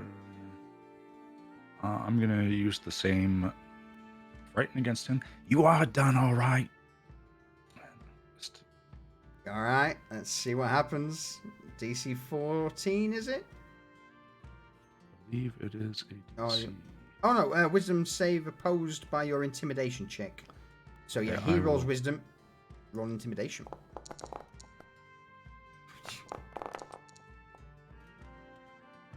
He is intimidated. Any further actions? I've attacked twice. I used that. Pretty sure that's it for me. All right. Round 3, start the turn. The warden immediately drops to a crouch, disengaging from the combat as he steps about 20 feet away, glances around, seeing that his companion's been felled. See Cypher just off to the side, Reza with her bow, Vanya, Desmond, and Garrett arrayed in front of him, and with his 2 daggers in hand, raises them high and just tosses them away, leaving his hands up. Alright. Alright. I'm done. Fight's over. I yield. I yield.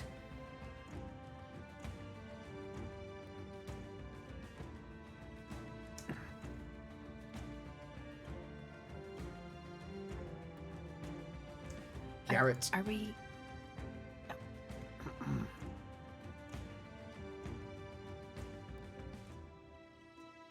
So, is this on the orders of the Inquisitor? Well, just before you ask that question, have a quick glance around. Is everyone currently yielding, or is there going to be any? Oh, Reza still has her bow trained on him in case there's any funny business. All right. So with that, then, is everyone acquiescing to this and dropping down from combat? For Kind now, of. yeah. Yeah. If Yeah. Desmond sees Garrett go directly up to him and this guy is disarmed, yeah, In that Desmond case, will then, take his attention off.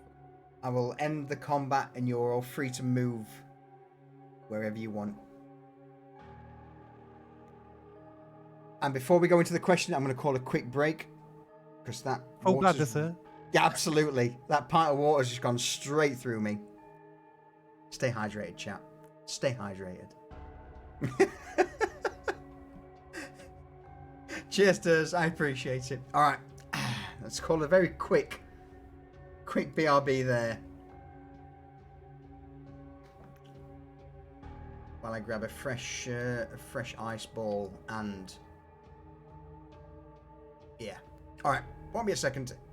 Obviously, talk amongst yourselves if you're not going AFK to, on what the next course of action is. Herb.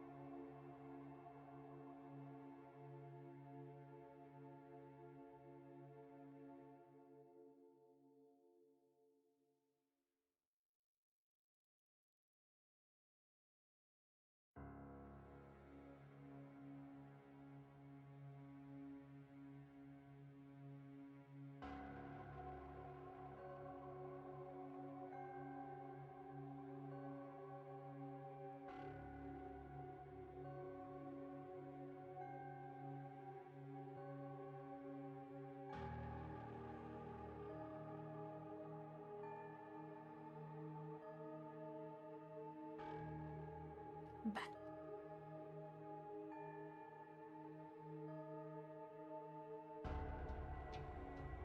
Ooh, the first one back.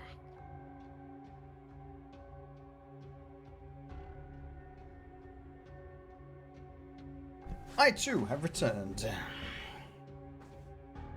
Oh, tar.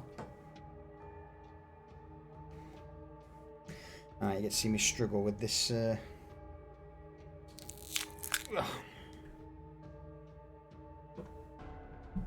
Giant ice ball. The bougiest of ice.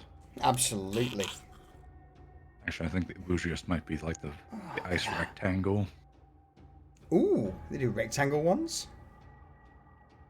Yeah, like they shave them down and put them in drinks at high-end bars. I can't say I've ever been to a place as bougie as that, my dude. No, it would be like $50 a drink, probably. at least, Holy shit. Back. Welcome back. Of course, we are on the usual, the Pirate's Grog.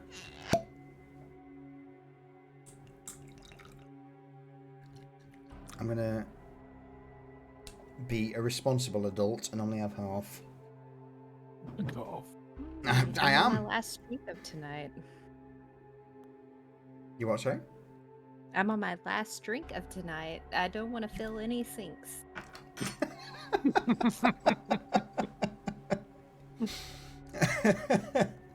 Fair. Mhm.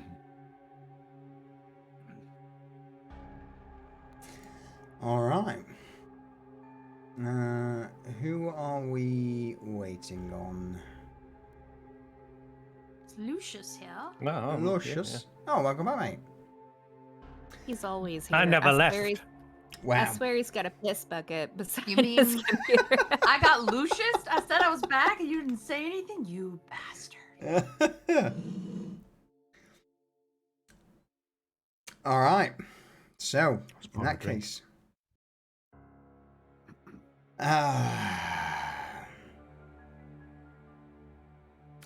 let's bring us back in. So everyone's repositioned to where they want to be. Yeah. Yeah. So, with both of his hands up, the daggers obviously cast aside. The remaining warden glances around at his surroundings. What's everyone up to? Let's go with, since Desmond and Reza have dashed off to the dead warden, let's start over there, shall we? Desmond is making his head even less there. They did. And Reza is relieving him of his valuables. Other than his head. All right. There's not going to be any cheeky, like, necromantic bullshittery magic going on that Desmond's seeing more and more of. This guy is out. His head's been turned into paste by your mace. Is that the vibe I'm getting here? Yes, and many repeated blows, such that it will forever be with the cobblestones. All right. Reza, as you begin to rifle through a small singular pouch at the warden's waist, there are only 2 items really of value. One is a small red-hued crystal. The second Gotcha. is a small etched rune,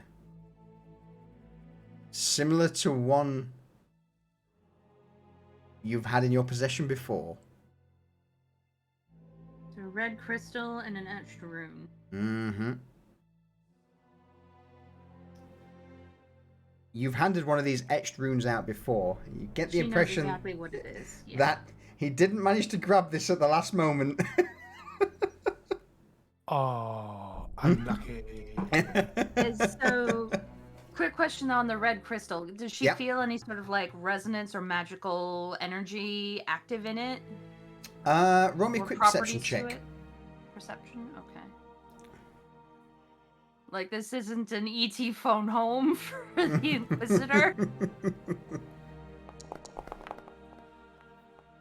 13.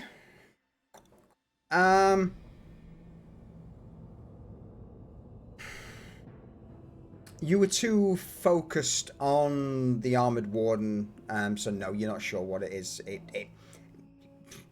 It could be. Who knows? It's a red crystal. There are some. It feels slightly off in regards to, there is certainly some arcane magics to it. All right, so what she's gonna do with this is because it feels slightly off. She's gonna take the warden's, if he has a coin purse. It does not. Wardens do not carry coin.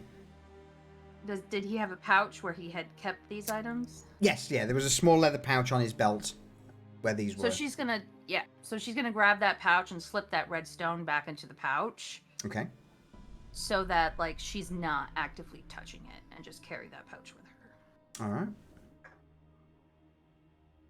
Any further interactions from Desmond or Reza?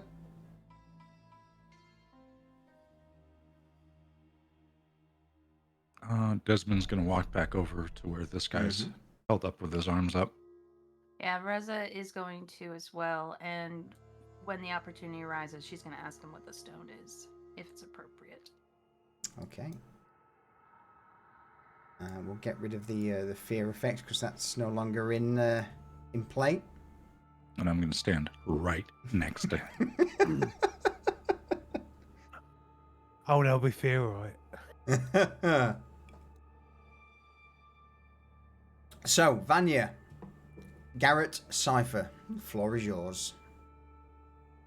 So, what I know from my interactions with the Inquisitor, that if I was to use like a suggestion spell on this individual, that they would be able to, kind of counter it, take it off, or whatnot.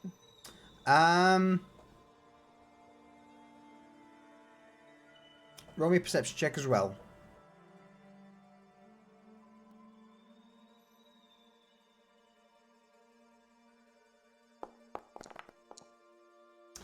The Inquisitor himself is certainly a force to be reckoned with, both martial and in regards to magic. As for the wardens, it's up in the air. But he would be able to tell, like, if his warden is under the influence. Who knows? I feel like that was a yes from what you said. Okay, that's what I'm gonna take it as.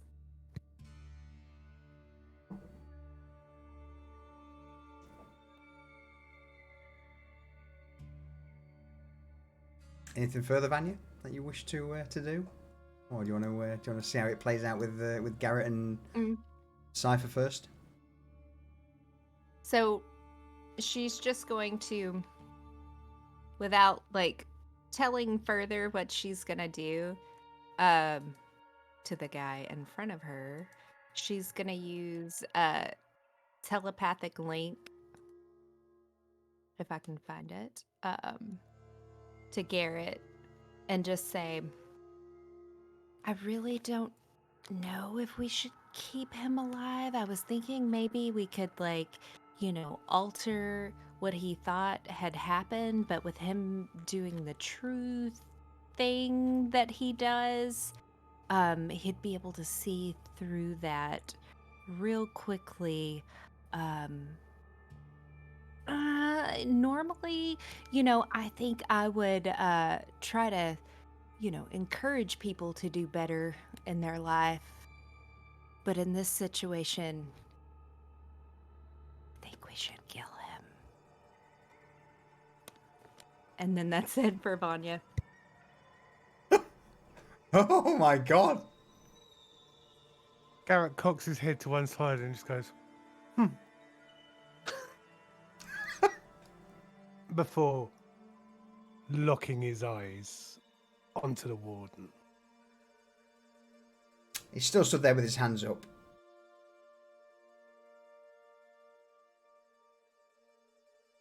All shreds of warmth and compassion have disappeared from Garrett's face. The air seems to have dropped a couple of degrees.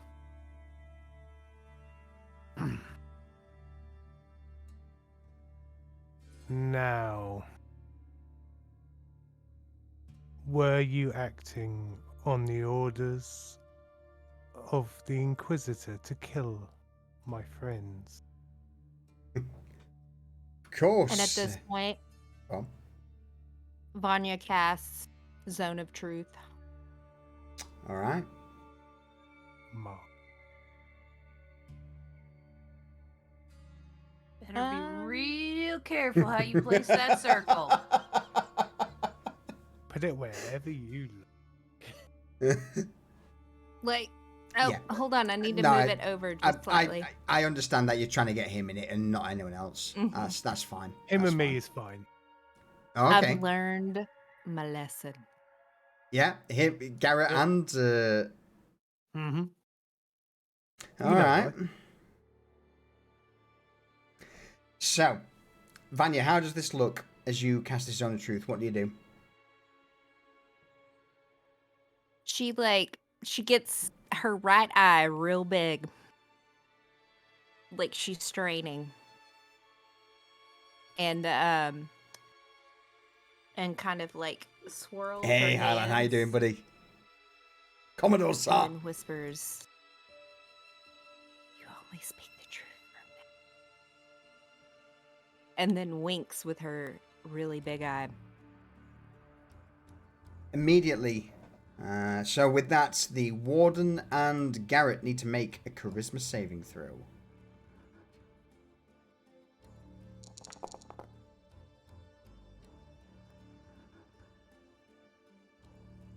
So,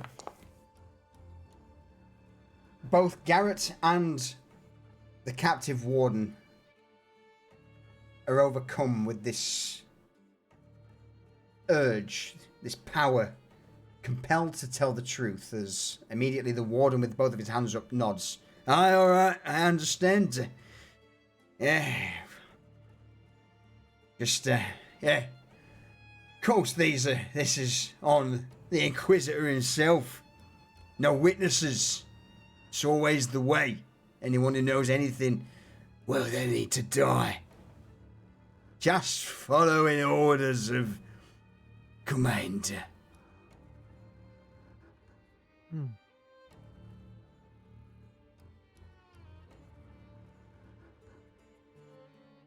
Any further questions? Yeah. Oh, yes.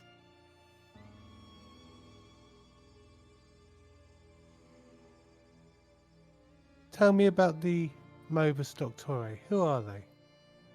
The Morbus Doctore. Well, I really shouldn't tell you who they are. Fucking vermin of the city, those bastards. Some outfit from down south who've started to encroach. Or at least that's what we've been told. No. Since I've been out with the Inquisitor far much, these fuckers have been far dabbling in the politics of the city. Aye, they want something. I'm not sure what it is, and I don't even think the Inquisitor or even the Crimson Court themselves know exactly what these fuckers want, but, well, they've been stirring shit up for quite a while now. And you see, the What Doctor... methods do they use? Methods? Well, depends. Supposedly on the surface they're all about, preventing plagues and various other fucking ailments to the populace. Slight sign of the old boils, and that's it. They bring the flamethrowers out. They've supposedly torched whole cities. Well, not so much cities, but villages and towns down south and far off in the Burak Empire.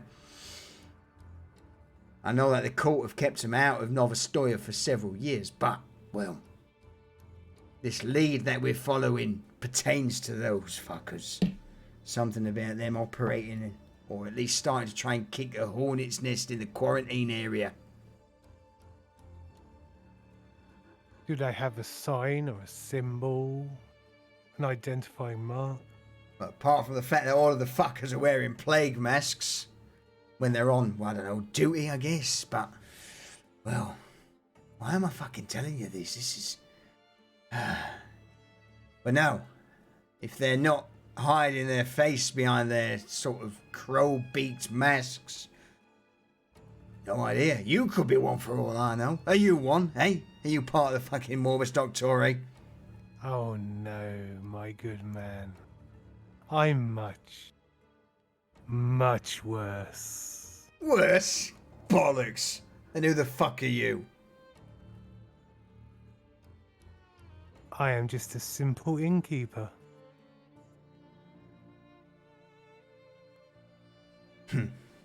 Fair. Maybe more, maybe not. Do you have more questions, Garrett, or do you mind if I talk to our new friend? You may ask your questions, but I have one question to ask when everyone is finished. Ah, very good. Reza moves up into his space, but not into the range of the spell. Damn. Pulls out the pouch and folds back, pulls the edge so the redstone can be visible, and she holds it up for him to see. Your friend over there. Who's carrying this? What is it?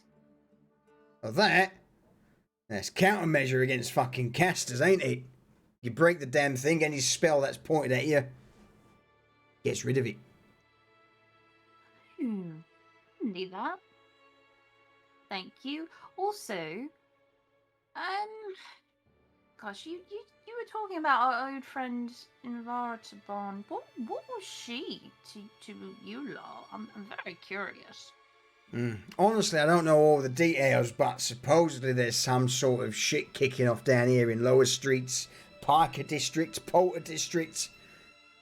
Inquisitor was sent out to investigate the disturbances because it's all potentially linked to what's happening in Quarantine District, right? What's happening in the Quarantine District? I mean, I don't know. Well, I don't know exactly, but supposedly the old Morbus Doctore are starting to cause a bit of a ruckus out there. Their agents have been spotted. The dead from below have been a little bit more...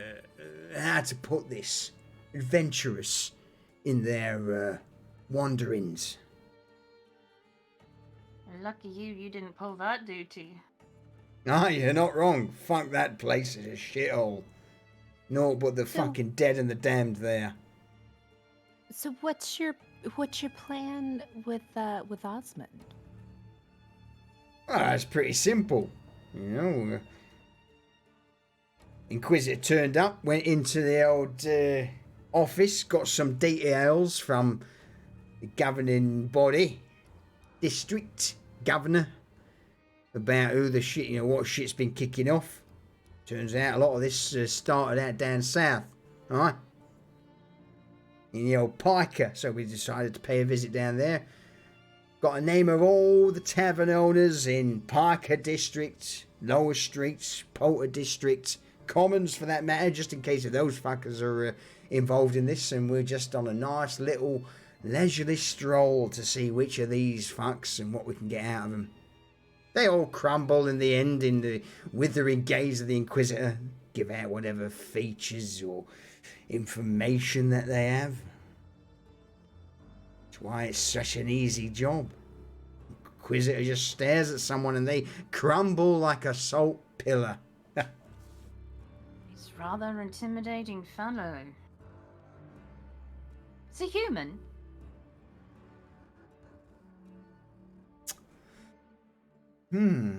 Good question. Let's see if he knows, shall we? DC 10. 18. I've been serving that fucking arsehole for, well, quite a while. Why am I fucking saying this?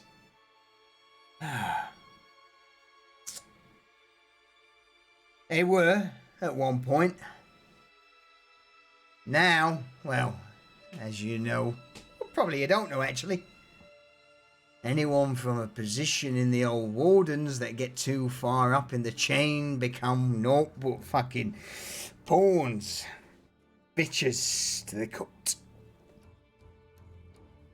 So, if he's human, hey, he was at one point, he may well still be, but I've never seen a 7 or 8 foot tall bloke.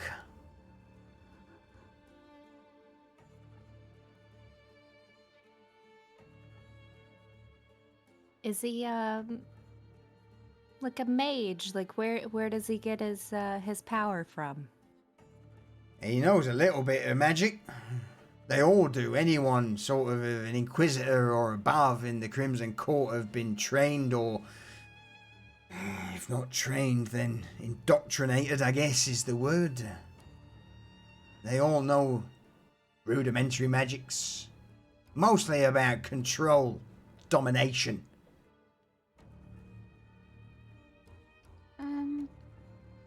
All the government officials like that. Like, say, for instance, the governor of Lower Streets. He a pawn of the court too? Governor Lowe's, of course he is. Hey, where do you think we got our information from, eh? Or all of the tavern owners. You know, everyone has to register a fucking business with the district office. It only makes sense that you get a fucking member of the court in there. Granted, he is part of the lower fucking rung of the old vampire nobility, but, well, he even bowed his head to the Inquisitor. That fair. You know, that was my bad for asking an obvious question. Can you remind me what his name is? At this point, it's been a few questions. I'm going to make another wisdom saving throw against his own truth. Or charisma saving throw, sorry. Has it been 10 minutes? It's not. It doesn't matter anyway. It fails. It doesn't fucking matter. It doesn't matter anyway. Oh, okay. So, I don't know, Smith. I thought, you know what? I thought, fuck it. I may as well. You know, this guy's a warden. He's an indoctrinated servant. He should have some resistance to it, but obviously not.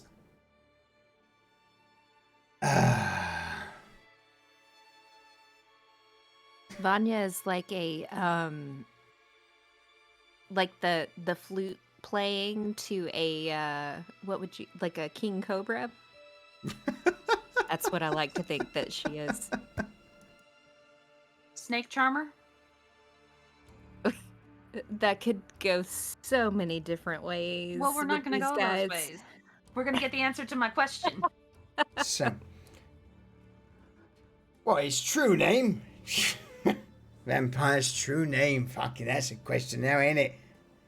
Oh, that's easy. It's Kaseya the Calm. Part of Soman aristocracy back in his prime before the old fucking incident. Could you say that again, please? Yeah, Oh, Kaseya yes. the Calm. Kaseya the Calm is the Can you vampire's spell true that? name. Spell it? Oh, it's Kasiya and then fucking Dakramm. Kaseya the Calm. Are you fucking stupid, Les? Just wanted to make sure that I got it Yes, right. she is. What? What? You're not even in the zone of truth, Reza. Is Like- your friend who's gone off to talk to Mr. Asman, does he have any way of knowing what has happened here with you and your friend? No, not a chance.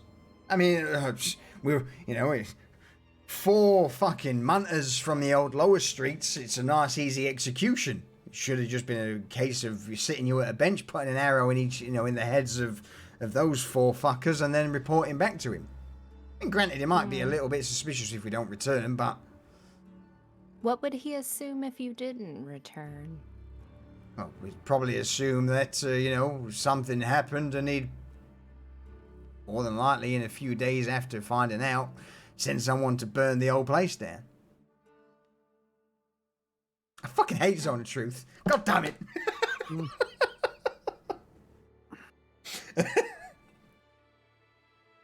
Okay, has everyone finished with their questions? I feel like I had one more, but I can't remember what it was.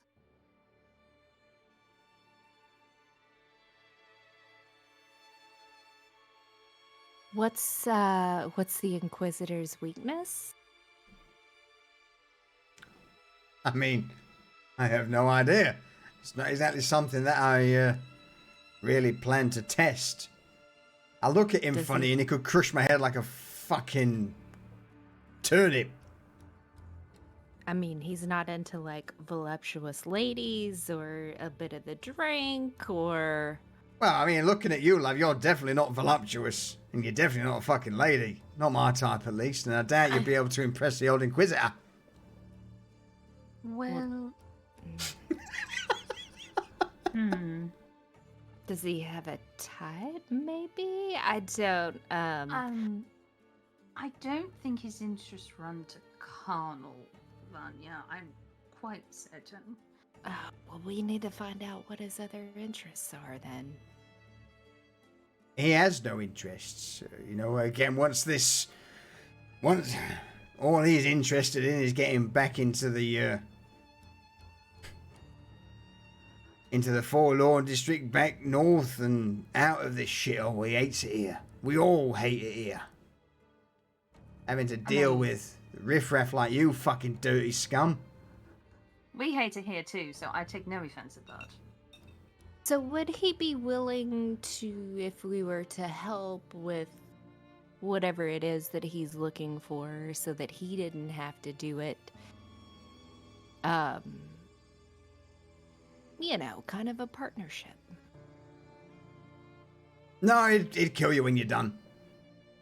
No loose ends. No weaknesses. Hence why, you know, I was aiming to put an arrow right between your eyes, sweetheart. Mine?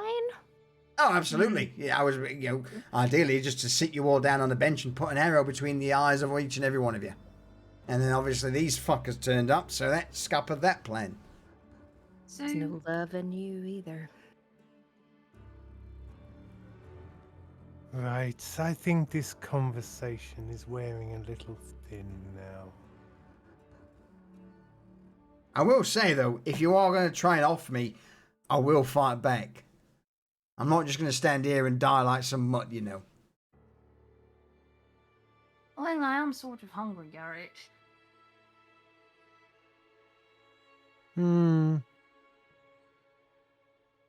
Yes, but someone else is too. All And right. Garrett steps forward, slaps his hand over the guy's mouth, and just says, "Cipher."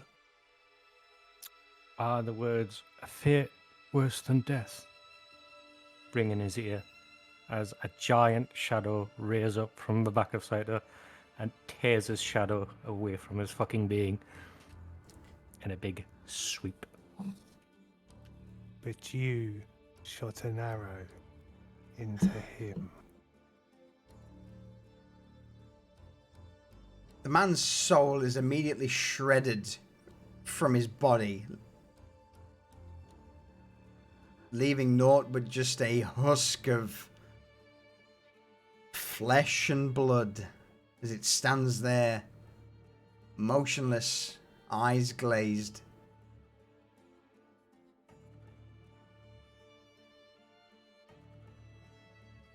The scraps of his shadow and soul are consumed by my shadow, and as he turns to dust, Cypher turns to him, clothes and all.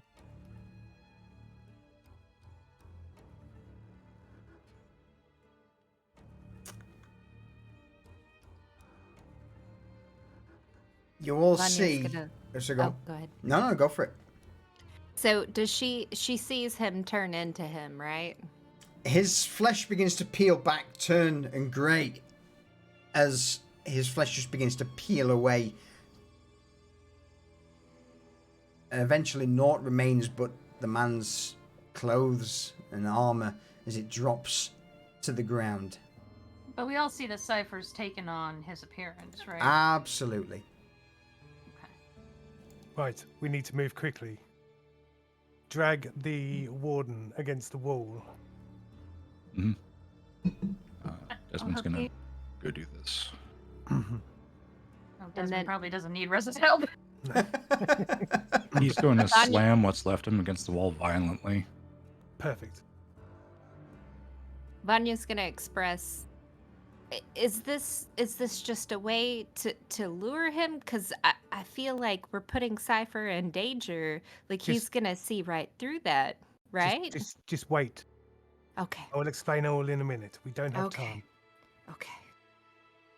And Garrett trust you. goes and grabs some of the warden's blood from his head that's been cracked open like a dropped watermelon.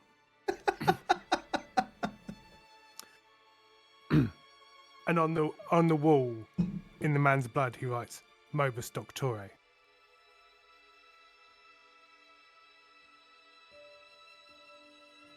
Now somebody burn the body. And Vanya's gonna come up, and since he's close to a flame there, she's gonna cast Control Flames and move the flame onto him. You all see the lantern that's currently lit, the fire just begins to snake out before hitting the body of the warden, and for a brief moment the fire begins to wrap around the body before it combusts. The whole Reza's body... gonna- Oh, sorry, go on. No, you go. I'm about to say that the whole body of the warden suddenly bursts into flames beneath his plate armor. Garrett takes a piece of parchment from his pack. And at the very bottom of it, at the bottom of where a letter would be written, he just writes the name, Dr. Stephen Bright. Is it Bright? Oh, Bryce, Stephen Bryce. Stephen Bright. Ah, Yeah. Stephen Bryce. Yep. You And fucker. then he burns the top half of the page, so there's just a name at the bottom, and wedges it just on the other side of the body, where it will obviously be found by somebody looking.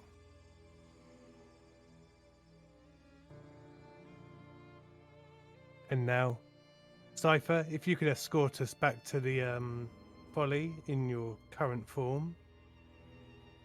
Come on, Julian. Take my hand. Garnak, you too. Come along. Yes, of course. The small gnome sprints over towards Reza, grasps her thigh, and Yulin also takes Reza in hand and just slowly nods. Reza's like the mom with the toddler hanging onto her leg now, walking back into the folly. Oh god, I'm so scared. Why are the wardens here? What? An inquisitor? In Lewis Ele- Streets? Garnak, shut up. Less you know, the longer you stay alive. And she like Okay. slapped him. The gnome's head shatters 90 degrees to the left and just slap him. Okay. Oh. Okay. I'm calm. See to it that you're also quiet. He also nods in as- response.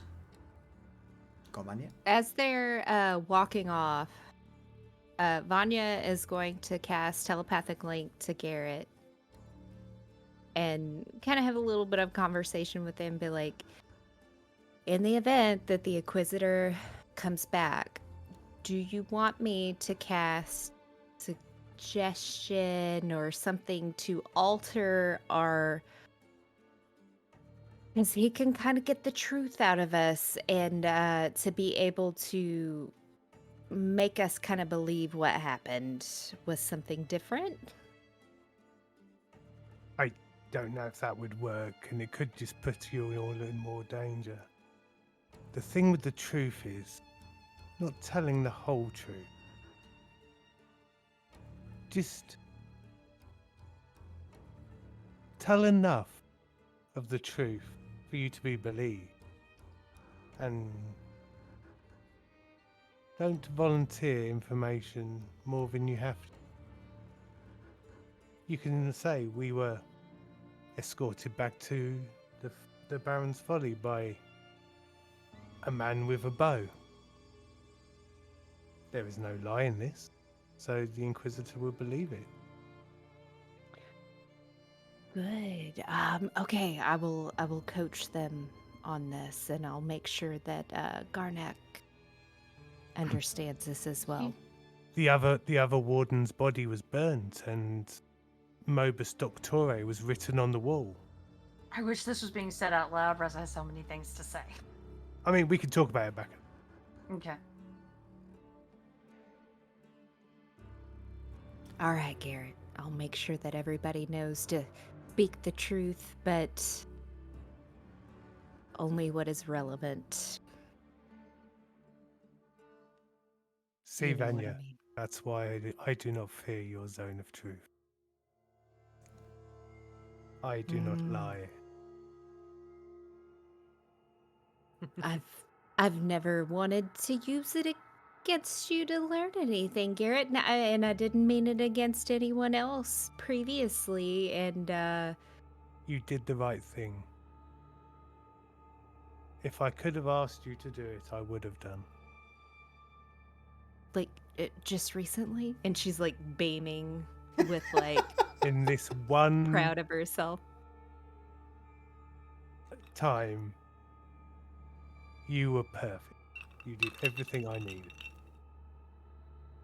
It's gonna be hard to live up to that, but I accept your welcome, Garrett. I accept it, and I will At this point, she continue gets a to slap strive on the to be back from best. Reza, like, come on, keep moving. Let's go. Wipe that silly grin off your face. And she looks at Reza and she's like, I was perfect today. Sure, let's just get inside. Follow Cypher like we're being escorted. Cypher's pilfered all of that guy's equipment. Okay. A broken bow, 2 daggers, his clothing and his armor. He did have a leather pouch that has a, I'm going to regret saying this, but a similar rune to one that you've held before, Cypher. That was unused because he wasn't expecting to die that quickly.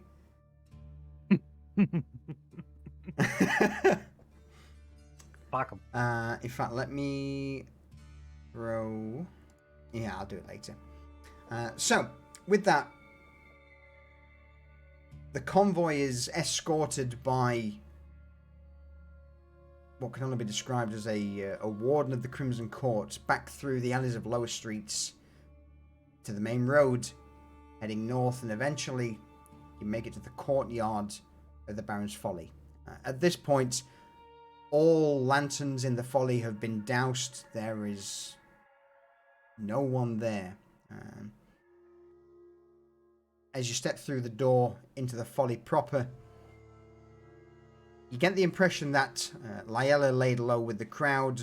Francis may have also closed up for the night, seeing that the entire Folly was empty. The only person left as you step in is Falco.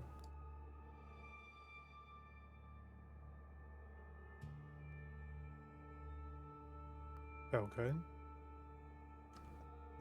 With me. Falco's currently stood, sword drawn, behind the counter, and as he looks over, he offers a single nod. Alright, welcome back. Not exactly something I was expecting. Not gonna lie, when I saw that big fucker turning up, I shit myself.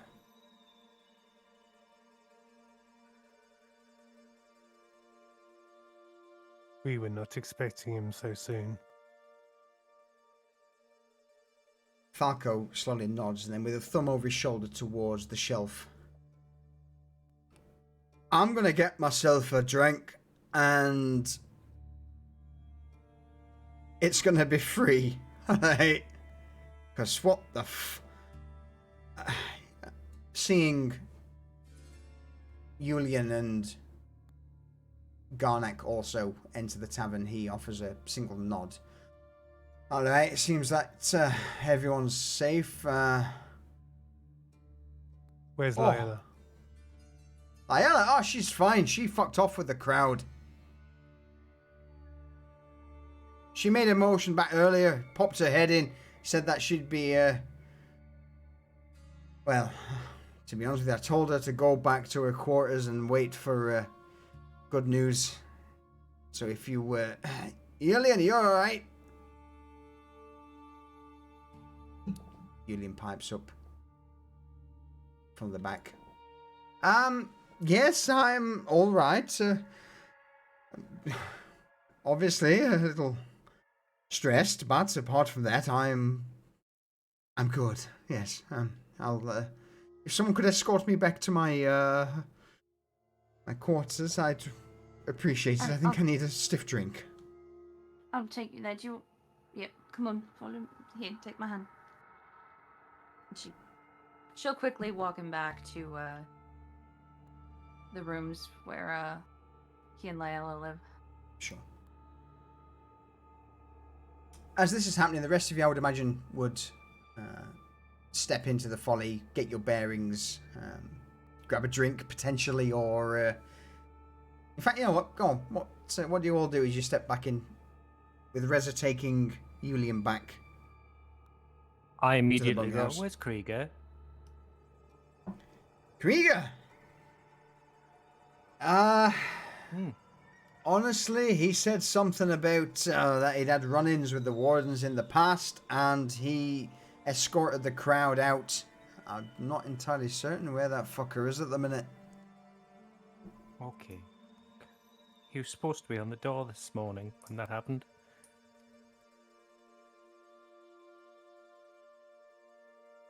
Oh. I didn't see him when I... Is he missing?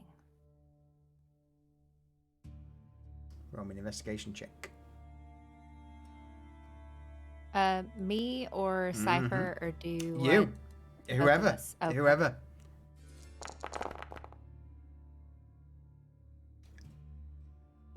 Vanya, you seem to recall Krieger hasn't been around for some time. You didn't see him when you departed. You didn't see him in the crowd. You've not seen him for a while. Cypher, you two would, be aware that he wasn't on his post. Vanya's gonna look at Cypher and say, You bring up a good point, now that I kind of think about it. Normally every morning I give him some kind of nugget of wisdom to help with his day, to get him through the day, but I don't think in the last day or so that I have seen him to do that.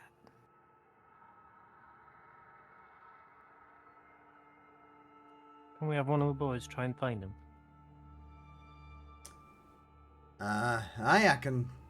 In fact, to be honest with you, if you don't need me for anything, I'll do it myself, because I'm kind of picking up what you're putting down. Yeah, you should have warned us at the very least. Yeah. Hang on a second. And Garrett tilts his head to one side.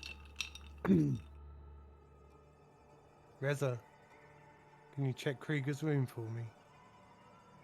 Look for anything out of order. Sure, let me... Yep, will do. So, Reza's gonna finish escorting Julian to his quarters and then go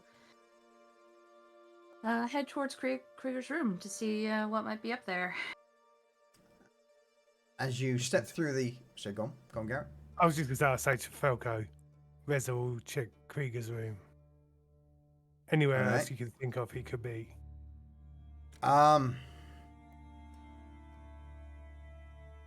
Honestly, no. I mean, through the day he says he's been heading into Market Row to buy a few things with his recent pay, but I'll have a chat with the other lads and see what they know.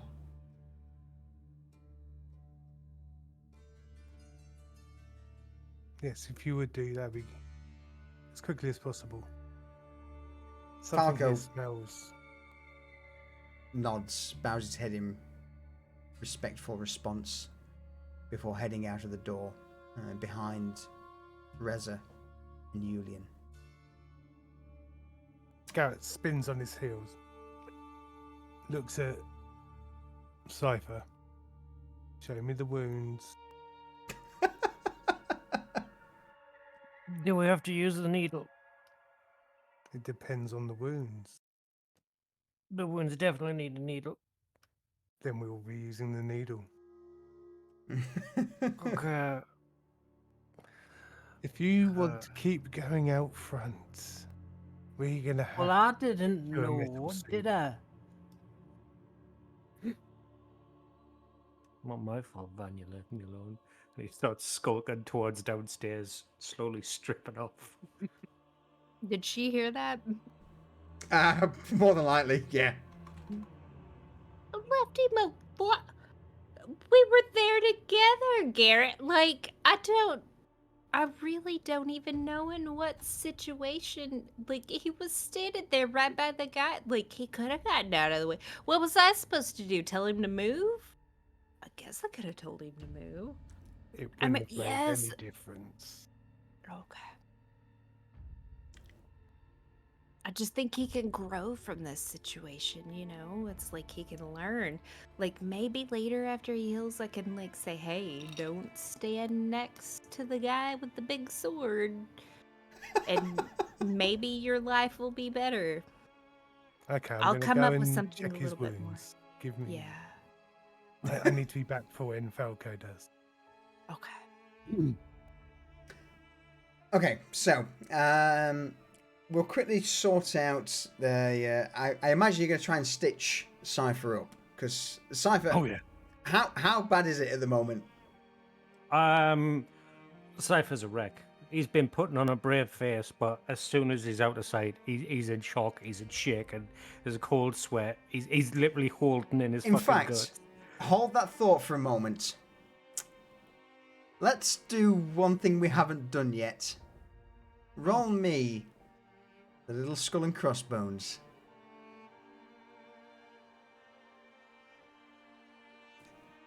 You lucky bastard. You lucky, lucky bastard. What's that button do? Oh. Always a bad button, Kelly. I'm going to request an explanation on that button. Don't worry about it.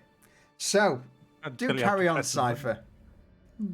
Cypher. Yeah, Cypher's just a fucking ruin. As soon as he finds somewhere dark to sit down, he just leans against the wall and just slides down it, waiting for Garrett. Garrett just melts out of the shadows next to him.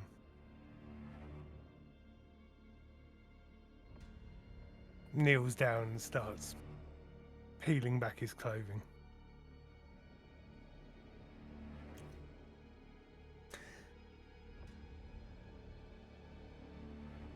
This is gonna require the medical kit, and I'm afraid the needle. I knew it.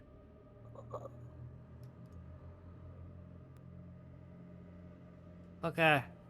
Pulls off his the leather belt he got, sticks it in his mouth and goes, "Oh no, let's go." Garrett, you know what to do. Roll me a medicine check, please. Okay. I'm also going to use my bardic inspiration for this that I've been saving. Nice.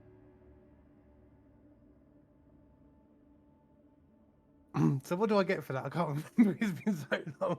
And it's a 1d6. 1d6. Perfect. Perfect. Plus 1. So on DC 10, you get 1d6. DC 15, 2d6. Okay, never mind. DC, yeah. The 3d6 for Cypher's healing. 3d6. 3d6.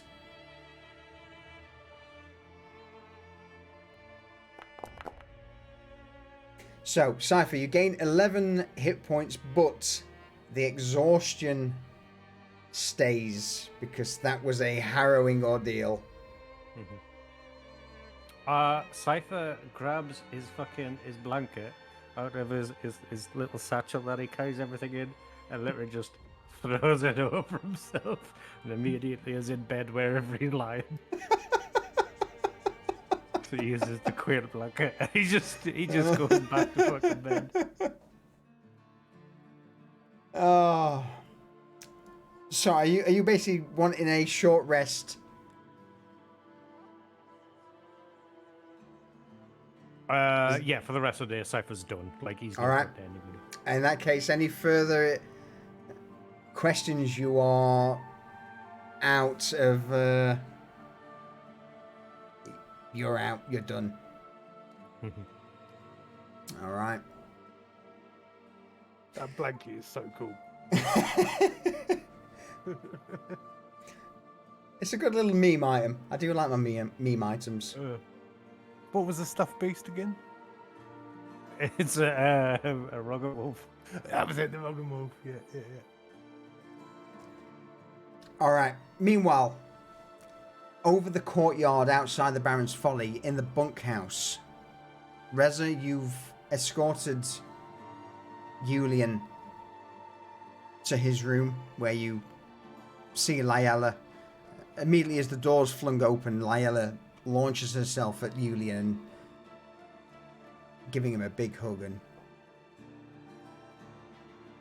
offers a thankful nod towards you. Falco leaning in the doorway. Smile. Where's my little doofamajig? There we go. Oh, there you go, Layla. Back safe and sound. Thumbs over towards Reza. Any, you all right there? Am I alright? Aye. Fine. Not Good. a scratch on me. Ah. Julian, Layla, rest. Okay? Everything is going to be just fine. Yes, of course. Thank you. Julian also nods. I appreciate you. Well, that was a little tense, but I certainly think a rest is in order today after the. Well. Oh yeah, take the rest of the day off, and 2 hours late tomorrow. Don't you have to worry about it. Aye, thank you. With the door closing behind, Falco looks towards you, Reza. Well, I guess we better do a little perusal, see what that bastard's been up to. What's going on with that? And she's making her way to wherever Krieger's room is. And as they get close to it, she's going to be paying very close attention to like the hallway area, doorframe stuff outside, like the entrance to the room, to see if anything looks off. Roll me an investigation check. Okie dokie.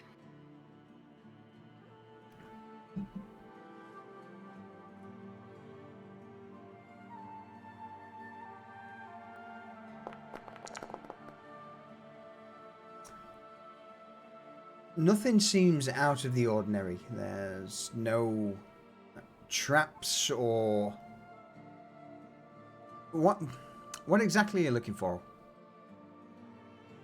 Like, is the door like closed and locked as you'd Yes, expect yeah. it to be? Yes, Okay. absolutely. This- Yeah, the Alright. door is closed. As you get up to the door and begin to glance over it, nothing appears to be out of the ordinary. Almost as if Krieger had locked his room up and left.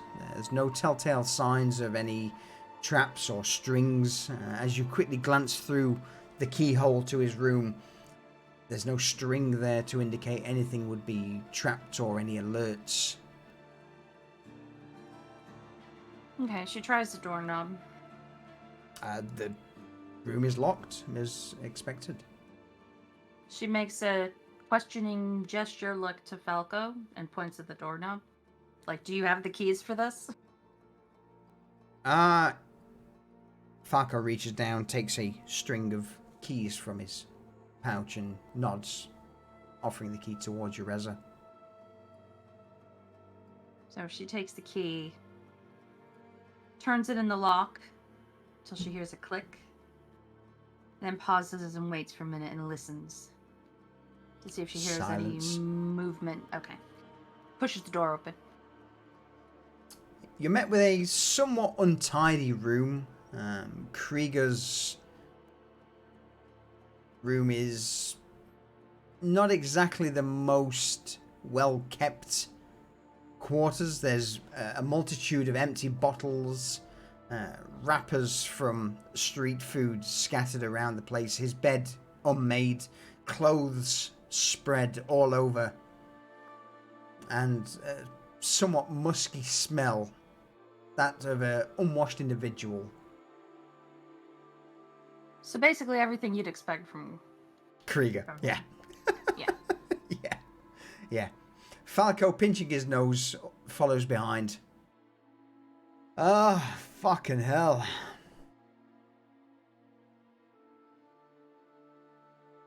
So Reza's just gonna, like, poke around and stuff, open drawers, look under the bed, you know. All while... She's not gonna hold her nose, because smell can tell you a lot about a space. Yeah. And how lately it's been occupied. Just kind of put together whatever she... Like, how long has it been since he slept here, does she think? And So with the amount of time you're spending in here and you know what you're looking for, I'm not going to ask for a roll because you're putting in the effort. It seems Krieger's been away from his room for a minimum a day, probably a day and a half. There is a half scribbled note on his bedside counter. As you quickly glance over it, it starts off with him mumbling about being given a chance and that he's sorry that it came to this. But the pay was too good.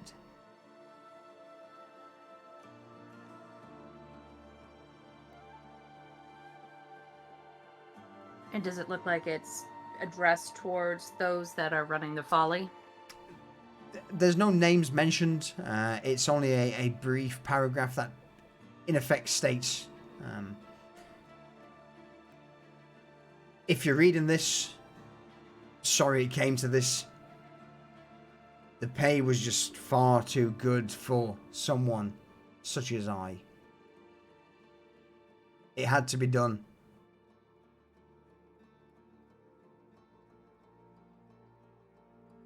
She's gonna pick up the note and tuck it in her pocket.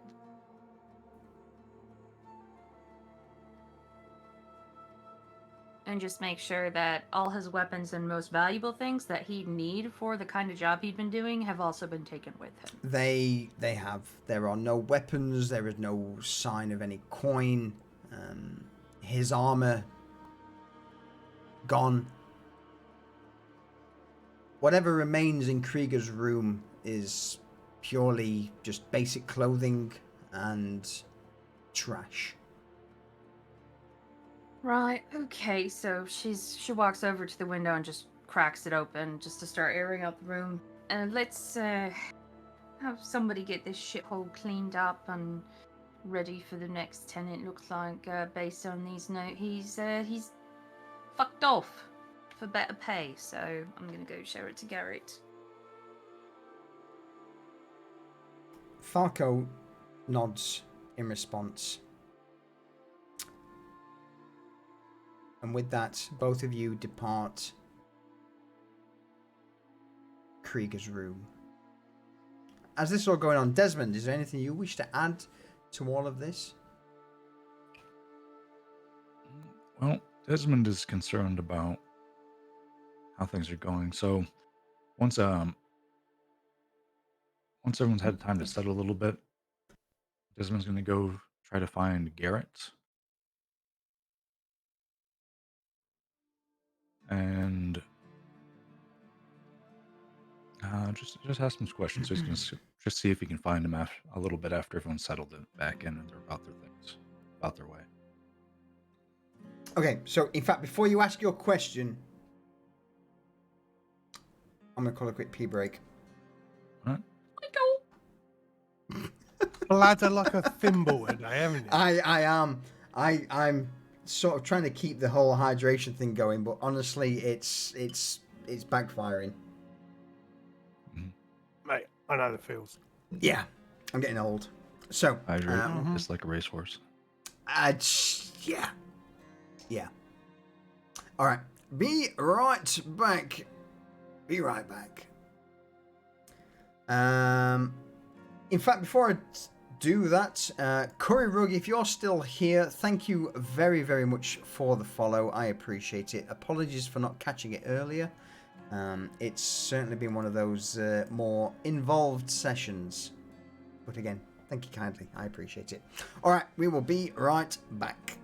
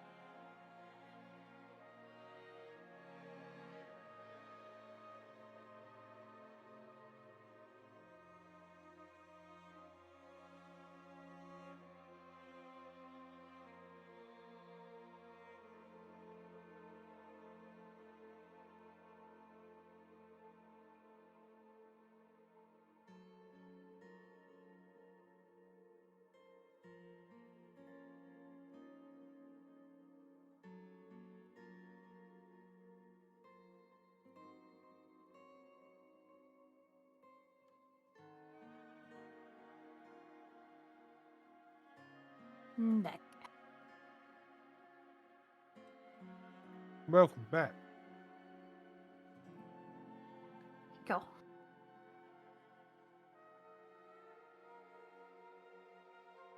As am I. I have returned. Oh God! Oh my God! Oh fuck! A Katie raid. What timing? Literally just as we returned.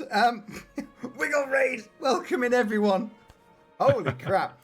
Hello, Katie. Thank you very much for that. In fact, we'll give it a second because there's probably going to be Twitch adverts and all the other garbage. Katie, thank you very, very much. I appreciate that. It's been a while. It has been a while. How are you? How was your stream? We'll give it a second. That's a lot of people. That is indeed a Back? fuck of That's people. so. Bear with me, chat. While I pour myself another. I think I'm going to need another shot of the old rum for that one. Core, blimey. Sounds called for. It certainly does.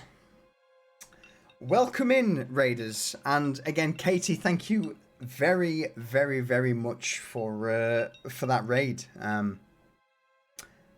Unexpected, certainly unexpected for our little corner of Twitch. Let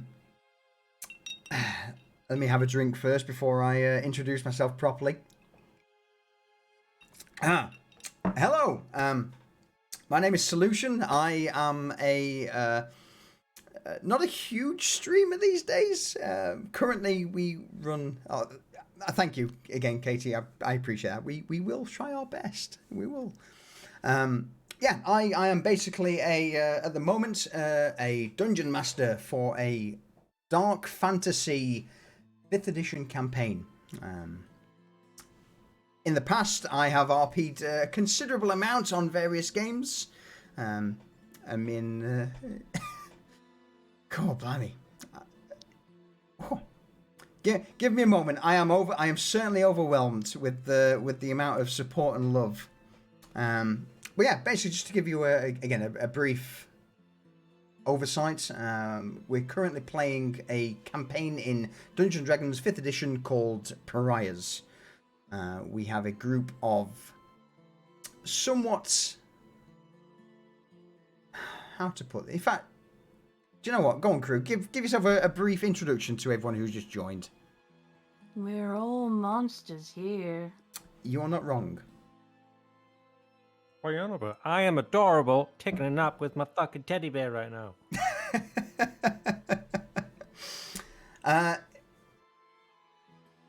Reza, who are you? What do you do? What are you? It's a little bit of an edgelordy campaign, but we're having good fun with it. We're all edgelords here.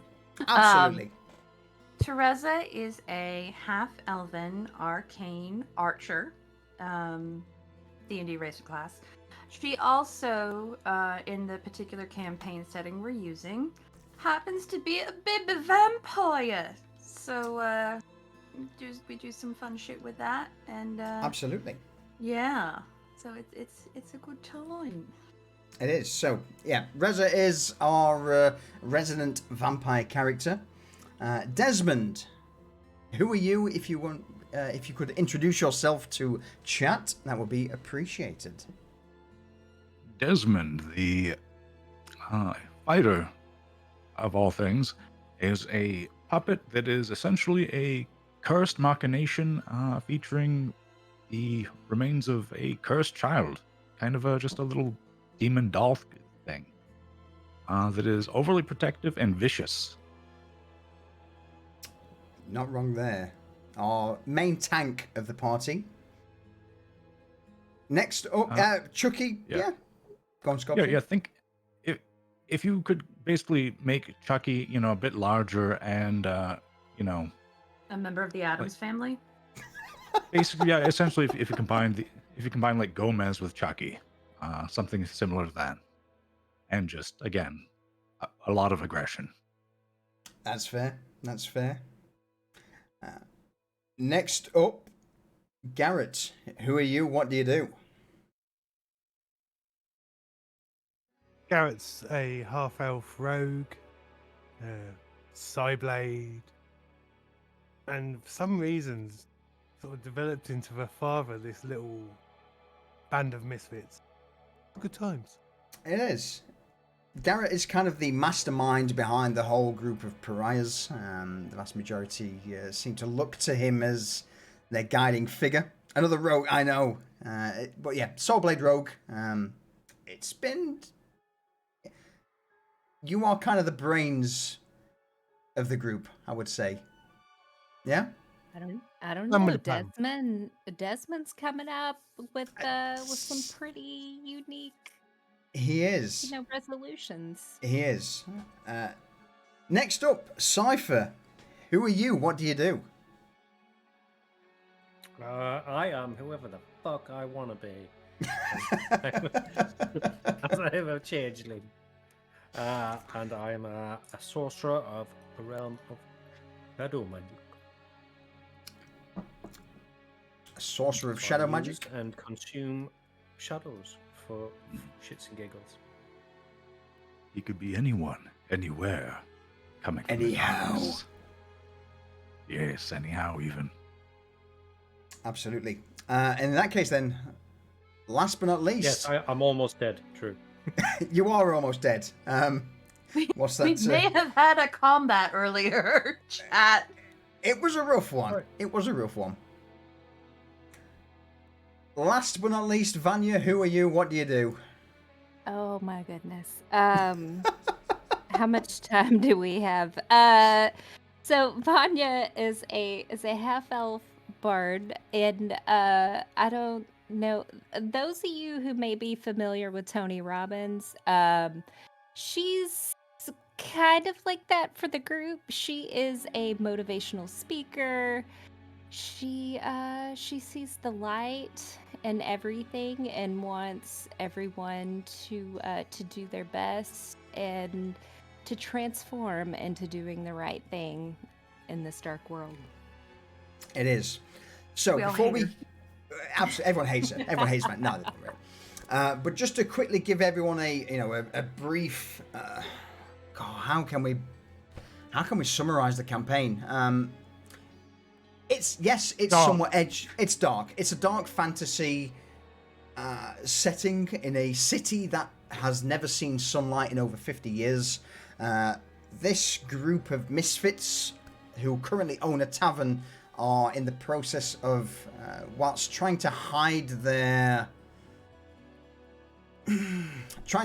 presence. The city is, at large, would hang them if they knew who they were. And we've just basically come out of a situation where the City Watch, who, granted, in D&D, the vast majority of people who know Dungeons & Dragons, laugh at City Watch. The City Guard are, oh yes, City Watch, we murder them, they're all idiots. No. In our setting, the City Watch are hardened soldiers, absolute merciless murderers who are to be feared. And the group has literally just taken on 2 soldiers where one of them nearly died. And we are currently in the aftermath of this brief combat where they're... In fact, you know what? I'll let you guys summarize it. What's currently happened since you've returned to the Baron's Folly, the tavern that you all own? Oh Well, gosh. We've been licking our wounds in the case of some, discovering why our compatriots who should have been preventing this from happening betrayed us, let us down, saved their own skins, cut and run. Whatever the case may be, that is what we are chasing down now. But essentially, as Solution put it, this place, Nova Storia, is a shaded city in a dark and dirty corner of the world. Cold, desolate, constantly overcast, ruled over by an aristocracy of blood-sucking vampires who rule with an iron fist to ensure No that they do offense, not Reza. lose influence. Rez is okay. She doesn't really count. She's like, she's like diet vampire. Yeah, she's Yeah, the outcast She vampire. doesn't. She They doesn't don't- suck as hard. Wow. Excuse me, I can make a husk just as good as anybody else. But Savage. Reza is in hiding from the authorities because she's like a vampire outside the law. She is not a sanctioned vampire. Yes, kind of like an offshoot in regularity, a fluke that they would not approve of. Absolutely. So, with that, we are going to dive straight back into the RP. Everyone who's followed, honestly, I really appreciate it. Thank you. I will rattle the names off towards the, if not at a break point towards the end of the session. But in that case, we will dive straight back into it. So once again, everyone, thank you very much for joining. Katie, thank you for the raid. I appreciate it. And yeah, I genuinely hope you all you enjoy our little little performance. So, bringing us all back in to the scene. Reza, you alongside Falco have surveyed the room of Krieger, one of your supposedly loyal guards of the tavern, finding evidence that he has perhaps defected or sold out to the authorities of Novostoya. I will hand it back over to you guys.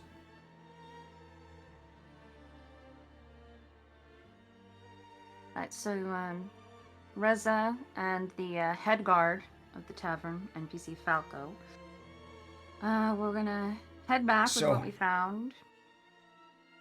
You Sorry, think go that, you think that fucking Krieger's done us over and dirty? Is that what you're saying?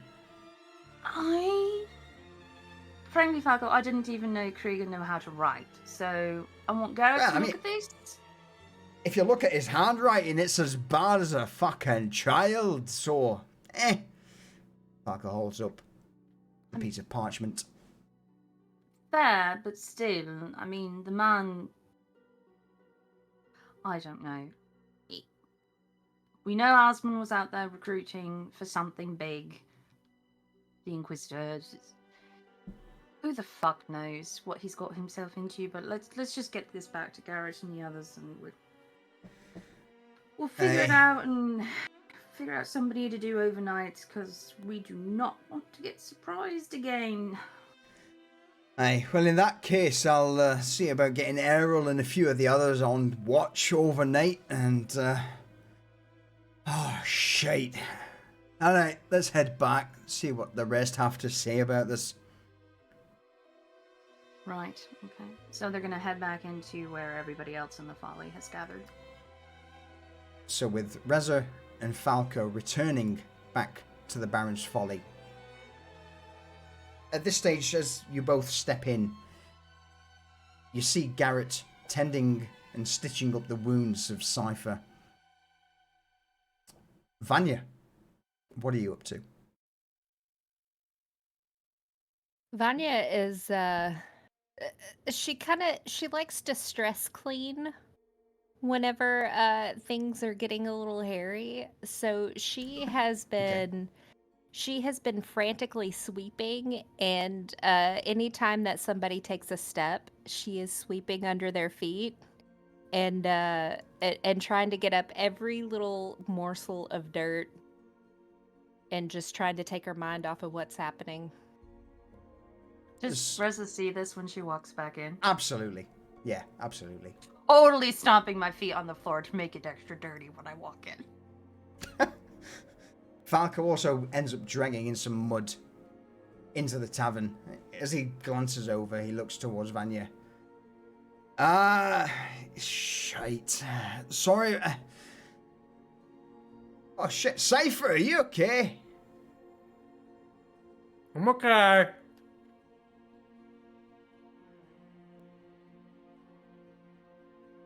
Anyone want... Falco pinches the bridge of his nose, looking over to the group. We found a little bit of information, but I think it might be best coming from Reza. He thumbs over his shoulder towards the door. Due to what's happened, I'll stay watch and see.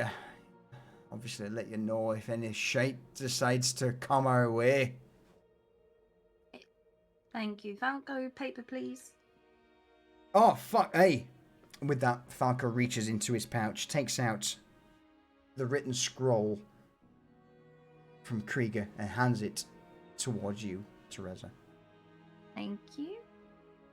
And Vanya says, as he's, heading towards the door to keep watch, maybe try not to step in any mud. Have you not seen outside? That place is a fucking shithole.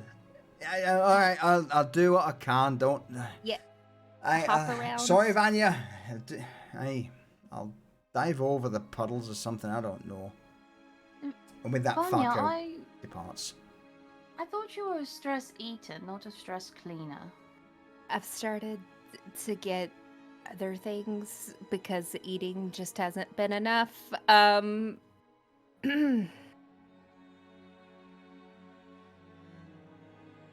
Yeah. I've always heard the worry is a misuse of imagination, though, right? So maybe I should try to just funnel that into something creative? Sure.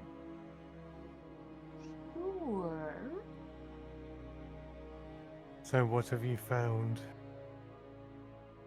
Oh, so Reza walks over and puts the piece of paper on the surface next to where Garrett is working on Cypher, and seems like he's fucked off with all his gear probably a day and a half or so ago, based on the smell of his room, and left this note.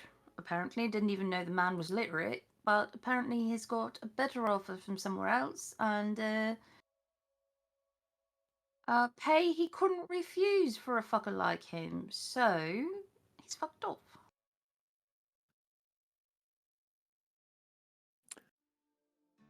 Through the sonic link, I'm going to say, let's move downstairs to the underbar. Reza will nod quietly, and since I know Vanya wasn't part of the link, she's just gonna like grab Vanya and drag her with her downstairs. I'll carry Cypher down with me. Okay. So with the wounded Cypher in arm, Desmond, are you also... Desmond's going to follow them and make sure that the doors are shut behind them on the way, so that Desmond's pretty part much of the it. link as well, so he would have heard. Correct, yeah. As you begin to make your way through the Barrow's Folly, into the kitchen, down the stairwell into the cellar, and eventually through the hidden door into the lower chambers of the Folly, you eventually arrive in the private quarters. Here, no one can eavesdrop. There are no outliers. Garrett, over to you. Let's move to the bar area. I'm going to put Cypher somewhere he can rest. But I'll leave the link open so you can hear Cypher. Okay. But do not tear those stitches.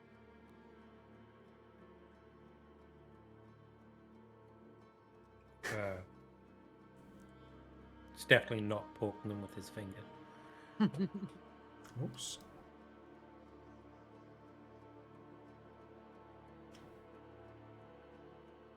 There we go. We're in. No. So, as you begin to make your way down the stairwell into the lower chambers, the underground fighting ring of the Baron's Folly with the bar, over to you all. And Anonymous, thank you very much for those gifted subs. I appreciate it. In fact, just before you carry on, so obviously with it being a D&D campaign, I may not have chance to reply to everyone in chat. I do apologise. I'll try and get to you towards the end. So again, if I don't respond, it's not through me being an ignorant piece of shit. It's just us, trying to stay in the moment. So again, thank you everyone. I do appreciate the comments. I will try and get to you as soon as I can.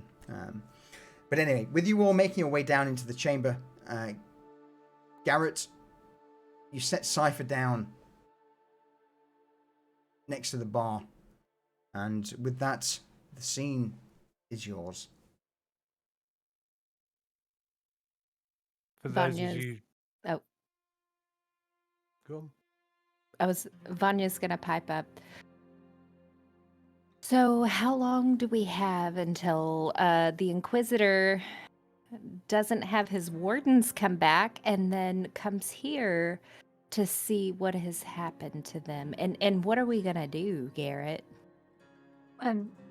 Garrett, if you don't mind, may I make a suggestion?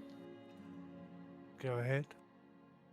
See, what happened, Vanya, is that the Inquisitors escorted the four of you out into the alley where very unfortunate incident occurred and they were attacked, and one of them was burned to bits and lost his life, and the other, well, we couldn't find his remains afterwards, but it happened so fast, you know?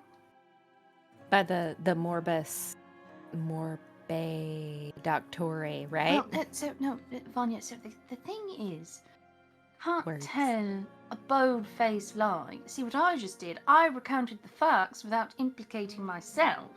That But I did did not too. lie. With the words on the wall. The Morbus Boctore. Boctore? Mock Tore? Bach? Doc. Doc?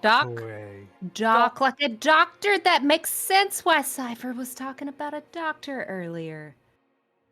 Oh, fuck's sake, Vanya. I mean, I Right, haven't no, we're heard not- of them before. We're not supposed to know who the fuck Morbus Doctore are, okay? Well, And if I you remember what happened, don't. we were escorted back by a man with a bow in a warden's uniform. Yes. Yes.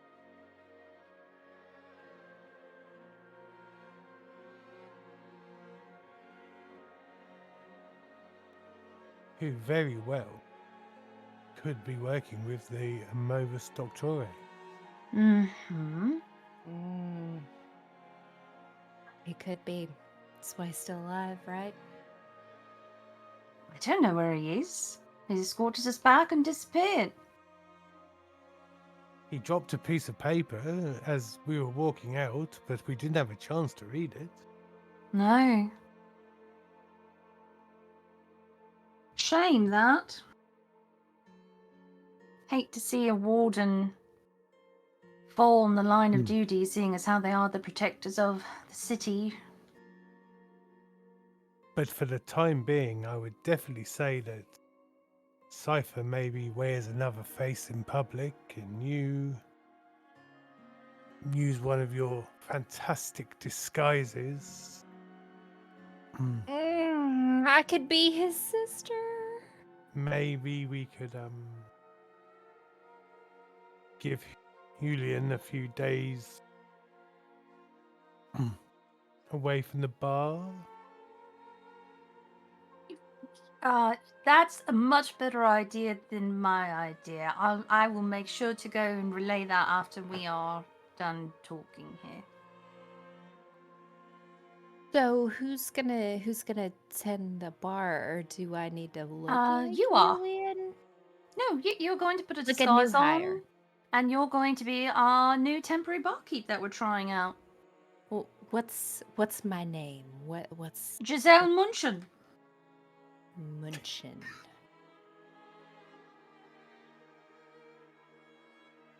I love the fact you had that ready. I'm not gonna lie. Well played.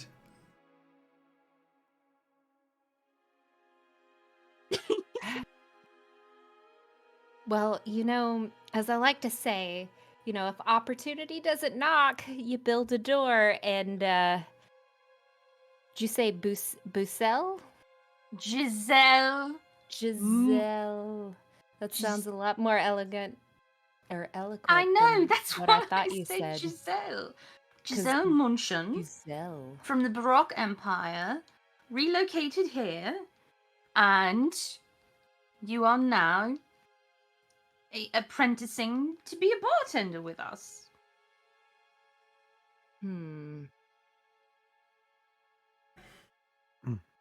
And why did I relocate here? We can iron these details out later. Let's try and keep a little on task, ladies. Just Oh, needed to know sorry. kind of my motivation for why I was bartending. Money.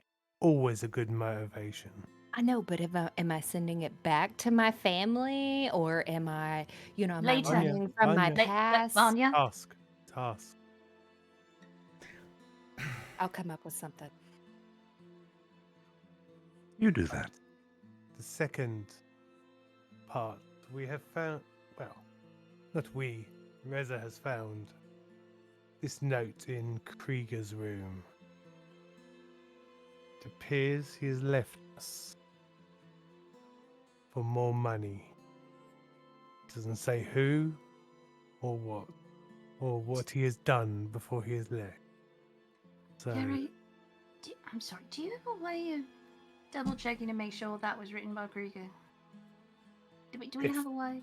if I had seen any of his handwriting beforehand, but You would have done. Roll me a quick investigation check, please, Garrett. okie dokie. Crack on, good sir.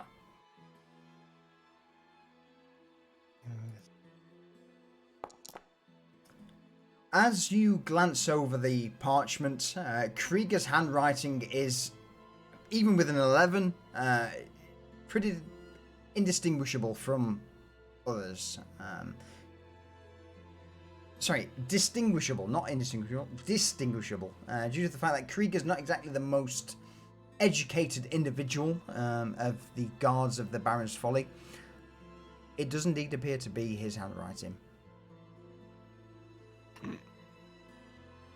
It appears to be his.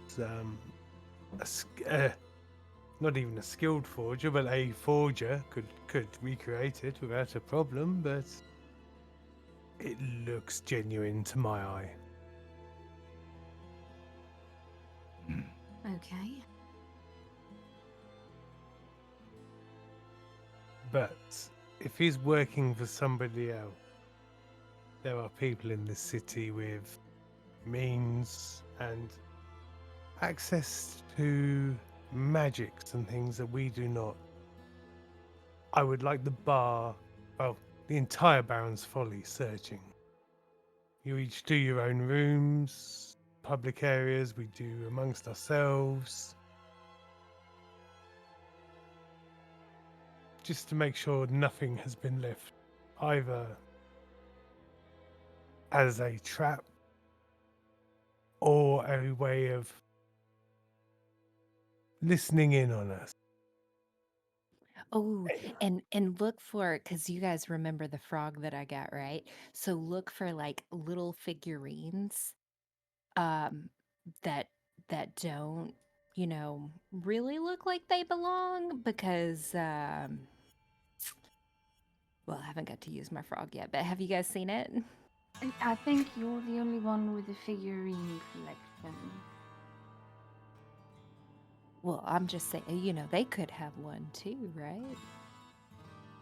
But even so, any conversations of substance, I feel, should now be held down here rather than anywhere in the upper area of the Folly.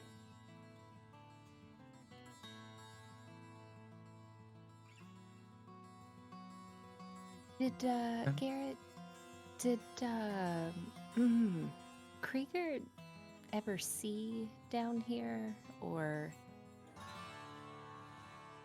just upstairs? Only just behind the first door where the rats were, but he didn't see any of the rooms down here.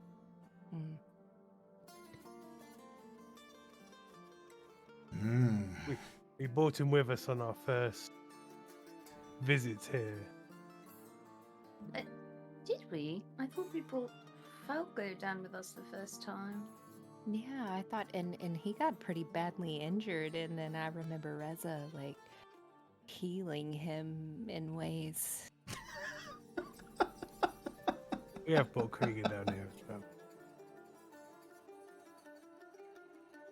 Only into the first corridor. Reza is just like glaring at Vanya, like in an if looks could kill kind of way. She's just kind of dumbfounded of why she would be glaring at her. Of course she is. So, with the discussions currently echoing around the chambers of the arena bar, I dare say, what's the plan going forward at this point? There were some hints dropped by the Inquisitor as to where his information came from. The overseer. Mm-hmm.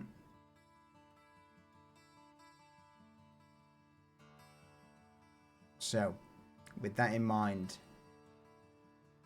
what do you plan to do? I dare say our plans going forward are unchanged. We're still trying to implicate. God, that's a hard word for me. The overseer, and we could even tie this even more into it that he's using Asmon's name and our name as a smokescreen to protect himself. Hmm. And we have his name Ooh. now. Mm-hmm. And we're not going to go check on Asmund? I think at the moment that would probably cause more harm than good. If the Inquisitor's around Asmund, the last thing he needs is us stirring the pot.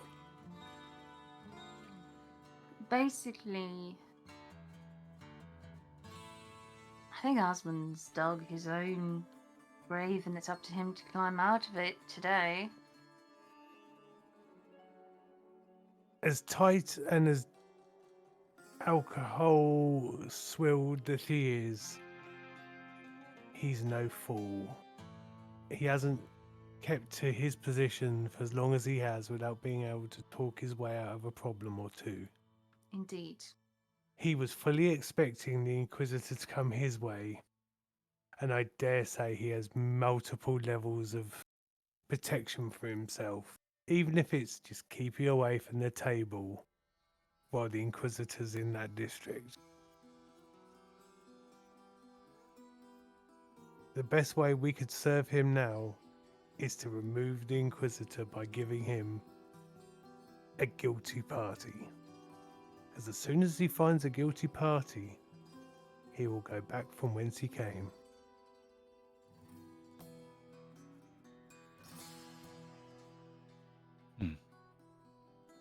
So, have to move forward quickly then, before he makes his way back.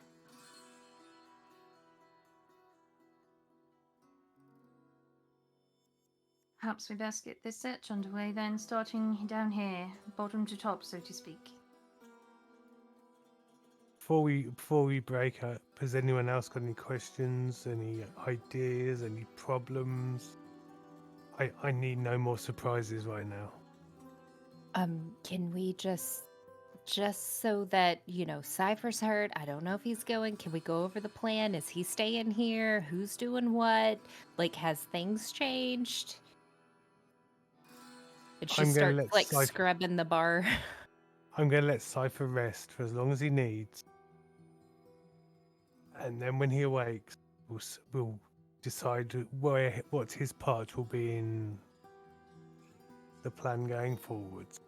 We can't do anything until dark tomorrow anyway. Dark. I mean, evening time tomorrow. It's always bloody dark. It's always dark in the city of Novostoya, but yes. Cypher, very quickly, are you planning to be completely out for this entire... completely KO'd? No. As soon as he's had a little bit of a kip, he'll be back up on his feet. Okay. So you're not looking for an 8-hour short rest, no? No, just 2 or 3 Okay. hours to fucking huddle up in a dark corner with his blanket and his teddy bear and rest. Okay. In that case, then, carry on.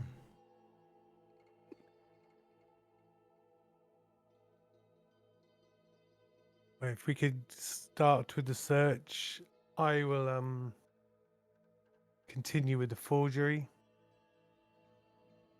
adding the new information we have found today.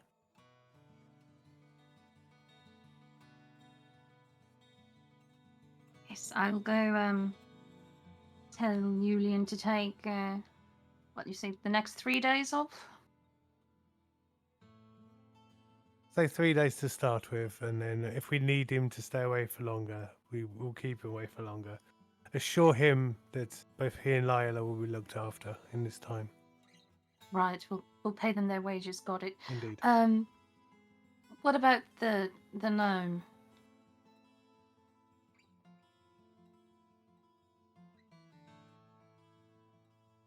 I think he owes us like armor and stuff after this, right? It's not so much what he owes us, it's what he knows. Hmm. Did we leave him alone upstairs? Yes, Garnak, the leatherworking gnome, is indeed sat upstairs, unattended, with a pint of a special brew. Pint to the top shelf? Absolutely. How about I go with Reza? We stop by Yulian, and then we go up to Garnak, just in case we feel like he's not being truthful, and I can set him on the right path. That's not what I'm particularly worried about, Vanya. I think he Oh. was being truthful. He also needs to lay low for several days. Where do we tell him to go during that time so he doesn't throw a fucking hissy fit? Don't we have like those cages? We're not going to put... Put him in the He bunkhouse seems for the very- time being. Very combative. Alright, I'll go get him, set him up in the bunkhouse. Free food and drink for 3 days. And Yeah, he can... Keep a low profile. Yeah, I'll Cover ask this. George. I'll ask George to keep checking on him, get him what he needs. I'm sure they get along quite well. I think George could get on with anyone. I think so. So I'm gonna go with Reza. Why? I mean, sure, okay. So, Reza and Vanya, you begin to make your way upstairs back towards the Baron's Folly to assist Garnek. Desmond, Cypher, Garrett, any further actions from you? Cypher will wake up and wander into where Garrett is when he starts doing the forgery. It's not forgery at the moment per se, because I still need his That's why he wants to go talk to you. good show. What if it doesn't have to be his handwriting?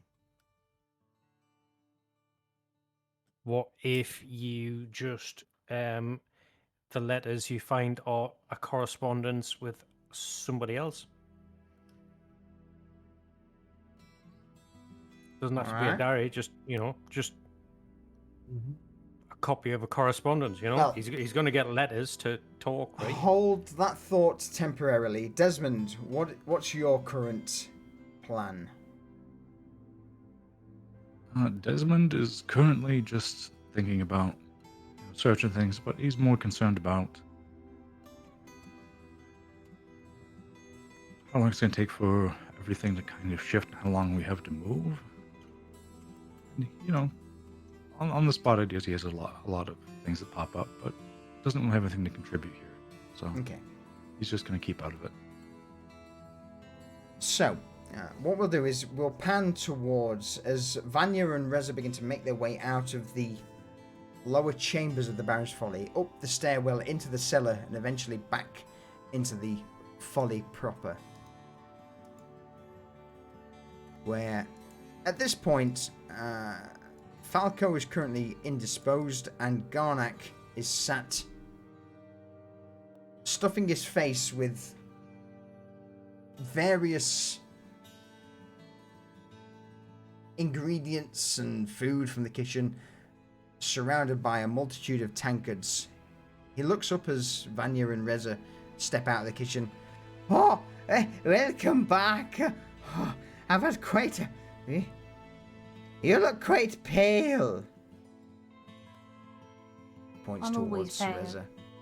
I I am mean, yeah. always- yeah. Yeah, that's true.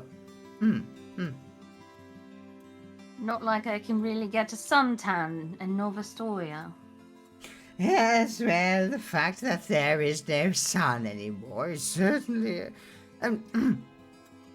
if I may... So, yes? yes. No, what was you going to say, Garnet? I was going to ask if you could... I'm a little short, you see. And the gnome begins to point towards the top shelf behind the bar. If you could grab me one of those pretty little bottles from the top shelf, I'd really appreciate it. Yes, absolutely. I've actually got even better news for you, Garnet, because you, sir, are going on an all-expenses-paid vacation, courtesy of the Baron's Folly. No work for you for the next 3 days, and free accommodations in No, but our I have things bunkhouse. to do! No, you don't. I don't He have puts things her to do. hand on his shoulder and squeezes slightly. No, you don't. I've got nothing else to do, I understand. Come along then. Giselle, could you gather all the gentleman's food items, his drinks, and get him a bottle from the top shelf and follow us, please? Thank you.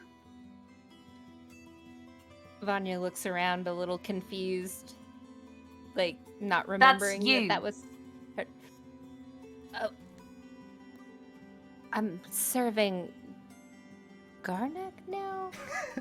Oh, hey, you're my server now. Oh, this is so good. I will have 3. Yeah, no, 5 the top shelf bottles, if you don't mind. It's so hard work being a leather worker. It's She- just... Go ahead. She goes and, when he's not looking, she grabs 3 of the bottom shelf bottles and kind of says this loud enough where he can hear it and says, "Experience is a hard teacher because she gives the first test. The lesson afterwards. Of You're course. gonna get experience today, Garnek." Oh, is that so? Well, if that's the case, if you want to give me experience, I'd be more than happy to. Wait, no. Why does everybody think that I'm trying to trade sexual favors? I didn't think that at all. Oh. Yeah, I absolutely prefer. Anyway, Reza, what is the Awkward.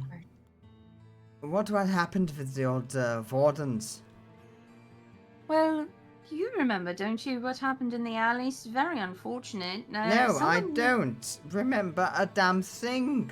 And with that, You know Garnet what? winks an over-exaggerated wink towards Reza.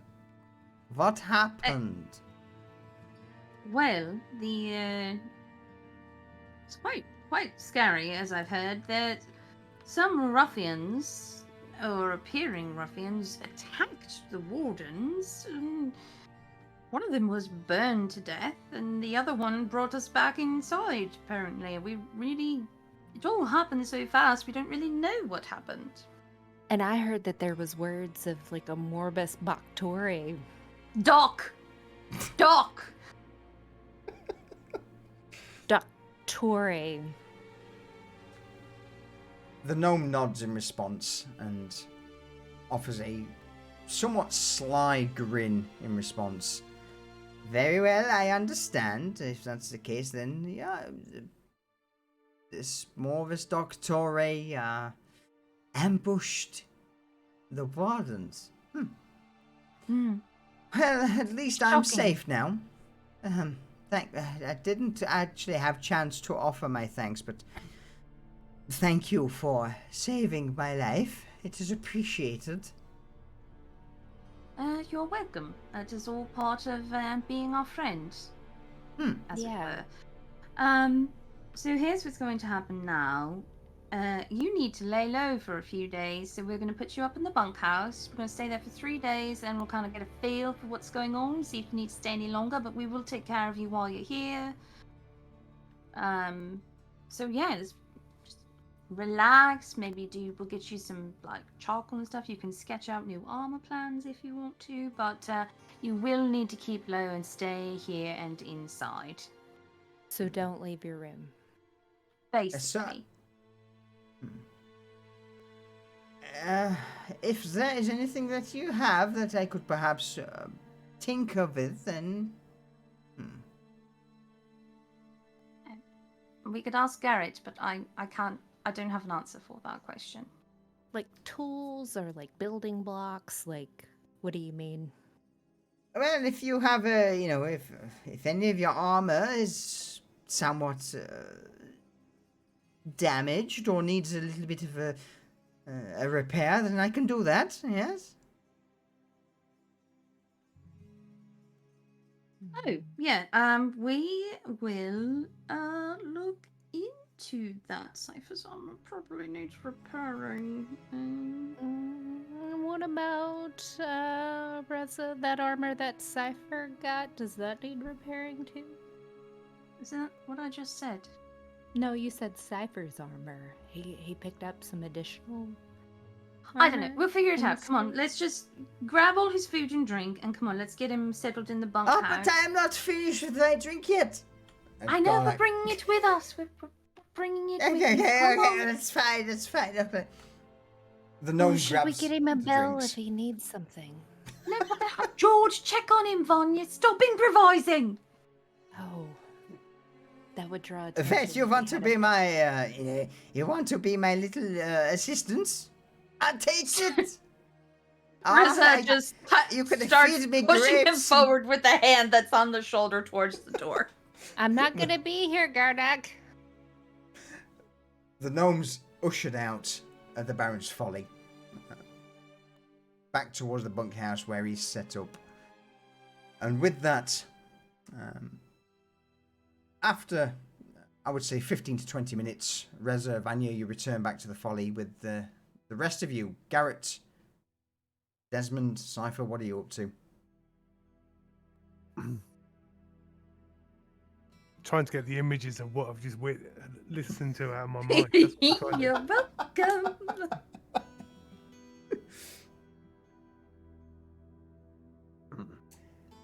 At this point, I think from let's take a step back from in character.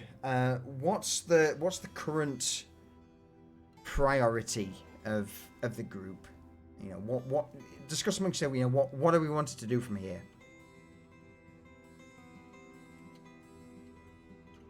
I guess we're gonna enact the yeah, plan, right? We want to incriminate this guy, right? This guy in regards to the governor of Lower Street, is that correct? The governor, yeah. Okay. And we want to do it in such a way that we get our man put into the governorship, which may be impossible.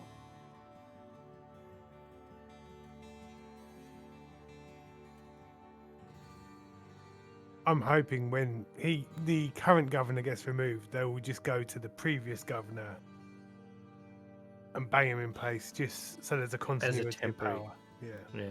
Mm-hmm.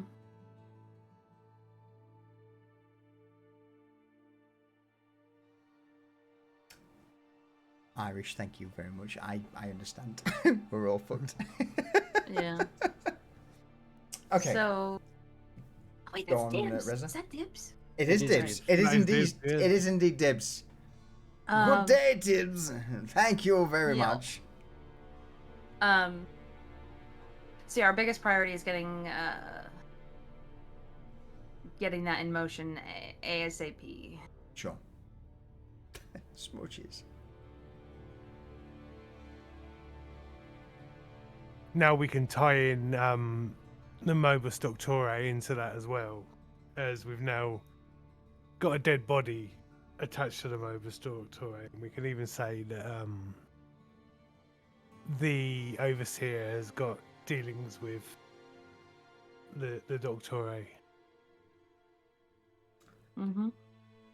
and is giving locations where the Inquisitor's retinue can be ambushed and killed to weaken the court's power. And he's turning members of the, he's turning wardens Yeah. to help with his cause. The archer. Yeah, the archer, yeah.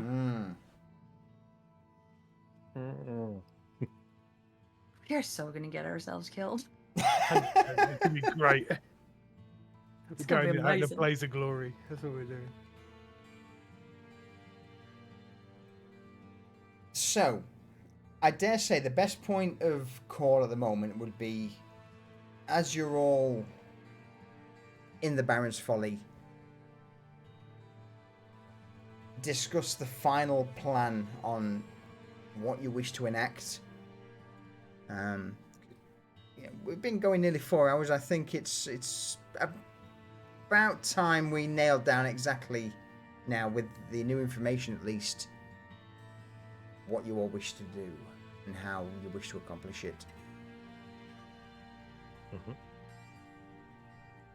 So with that, as the hour begins to grow late in the Folly, with naught but a few candles and lanterns now illuminating the tavern, Reza, Desmond, Garrett, Vanya and Cypher, you're all huddled around the central table near the fire.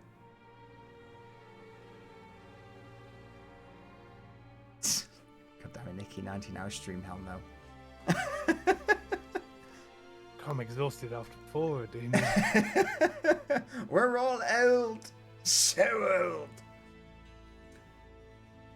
How do you all wish to do this? Obviously, the main goals, I would imagine, are you wish to somehow...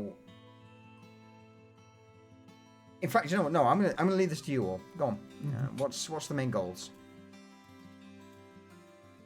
Well, we're You gonna need take- a... Oh, God, after you. No, you go. No, I see. Okay. Feel free to interrupt me.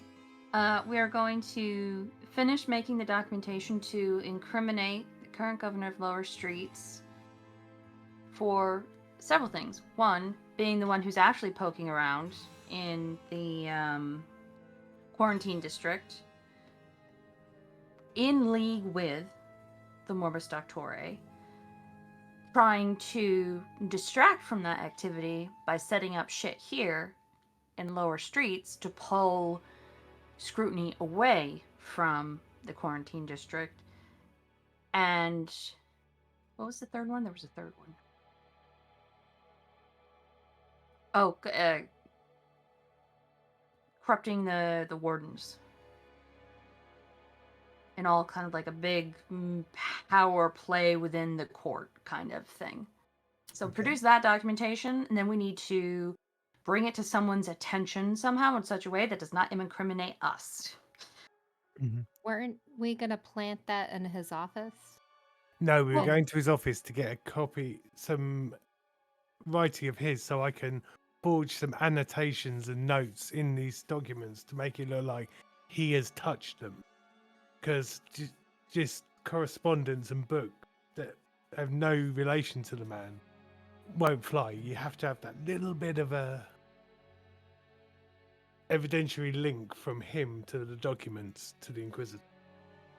Okay, so that's probably our next move, right? Mm-hmm.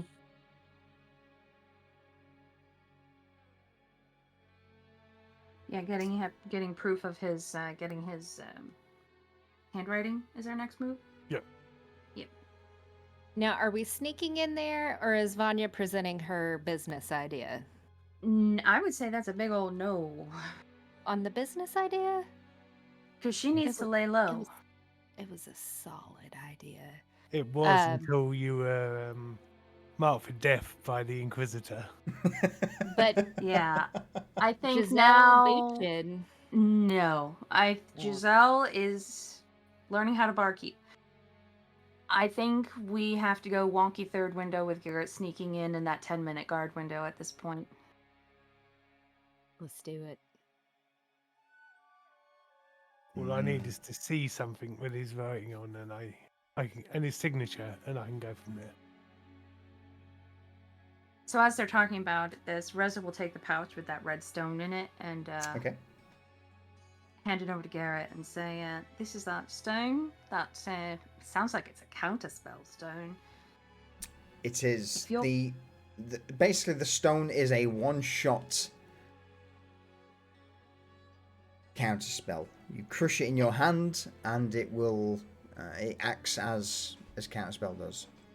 Is it a third level counter spell, or It will is- it counter spell it's- anything regardless of level? No, it's a third level counter spell. If it tries to counter spell anything higher, it's a wisdom.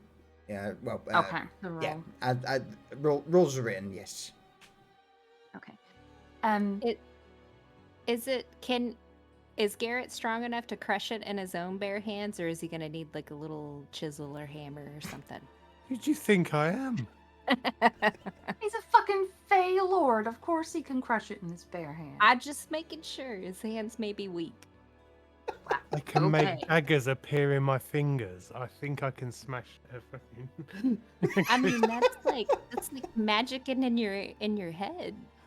Fuck me. Okay. You haven't So- used those hands in forever. They could be weak.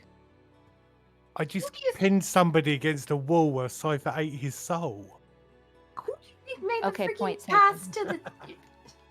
Anyway, so Reza takes the pouch and hands it to Garrett and says, "You know, if you're going to be going in there, and I think that's the way this has to go, better have this." And then she takes the rune as well, like the same one that she gave to Cypher, way, way, way back, and said, "And take this too. You don't know what will be in there, and I know you can handle almost anything, but it doesn't hurt to be prepared." So Reza just gave both of those items to Garrett. Okay.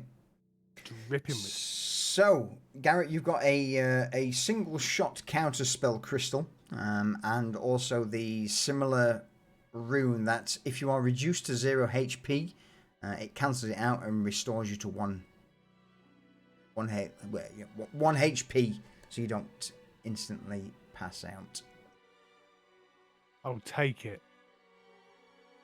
I will add them to your inventory a little later. I'll take it, because Faye reasons. Who's the person who else has the second rune? Cypher. Yeah, I've got his pouch and all of his equipment. Okay. So with that, is there anything further anyone wishes to add to this conversation?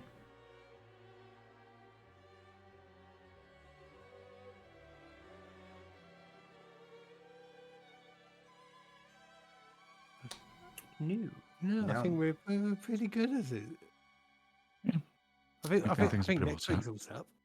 Absolutely. So, with that then, obviously we'll have a brief stint next session in regards to the actual plan. I think we've kind of narrowed it down that we want to incriminate this vampire lord in being a usurper to Yeah. the court's power.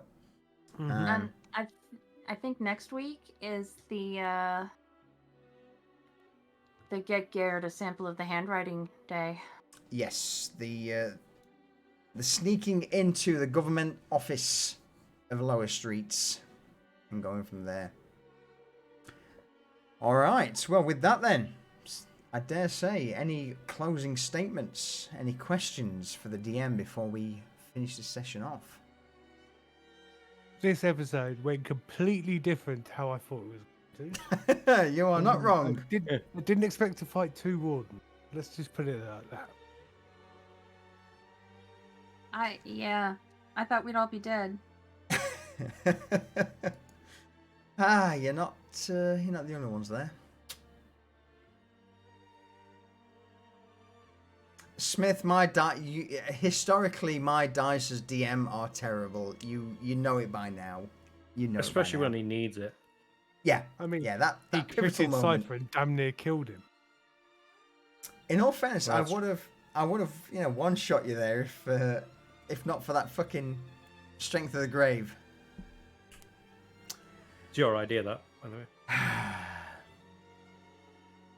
Gutted. All right.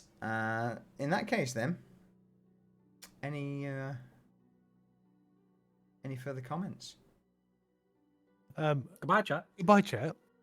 Bye, chat. Thank you for Bye. staying, Raiders, also. Yes, thank you very Yay. much. All right. Yes, and as always, see you next time on Pariahs. Boom. All right, everyone. Thank you very much. We'll head over to the old end screen. I will go through some of these follows. But yeah, as for that, as for me as webcam and so on and so forth, we'll head over to the end screen. Thank you very much for joining us for episode 32 of Pariahs. For now, bye. But with that, God blimey, there are some follows to go through. So Enra, Oprah, Jonathan Gore, BK Rams, True Black, Orijax, Vyric, Square 01, Iron Rat Gauge, Sucker, CRSLK, Grim Spectre, Swaffle, Sherpa 72, and last but not least, Seth Racknor.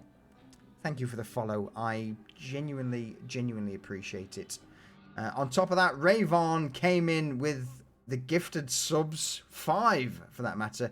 Thank you, Rayvon. I appreciate you. As well as the 5 gifted subs from an anonymous gifter. Again, thank you. And also, Rayvon giving out the gifted sub to Not Irish, our beloved Dibs.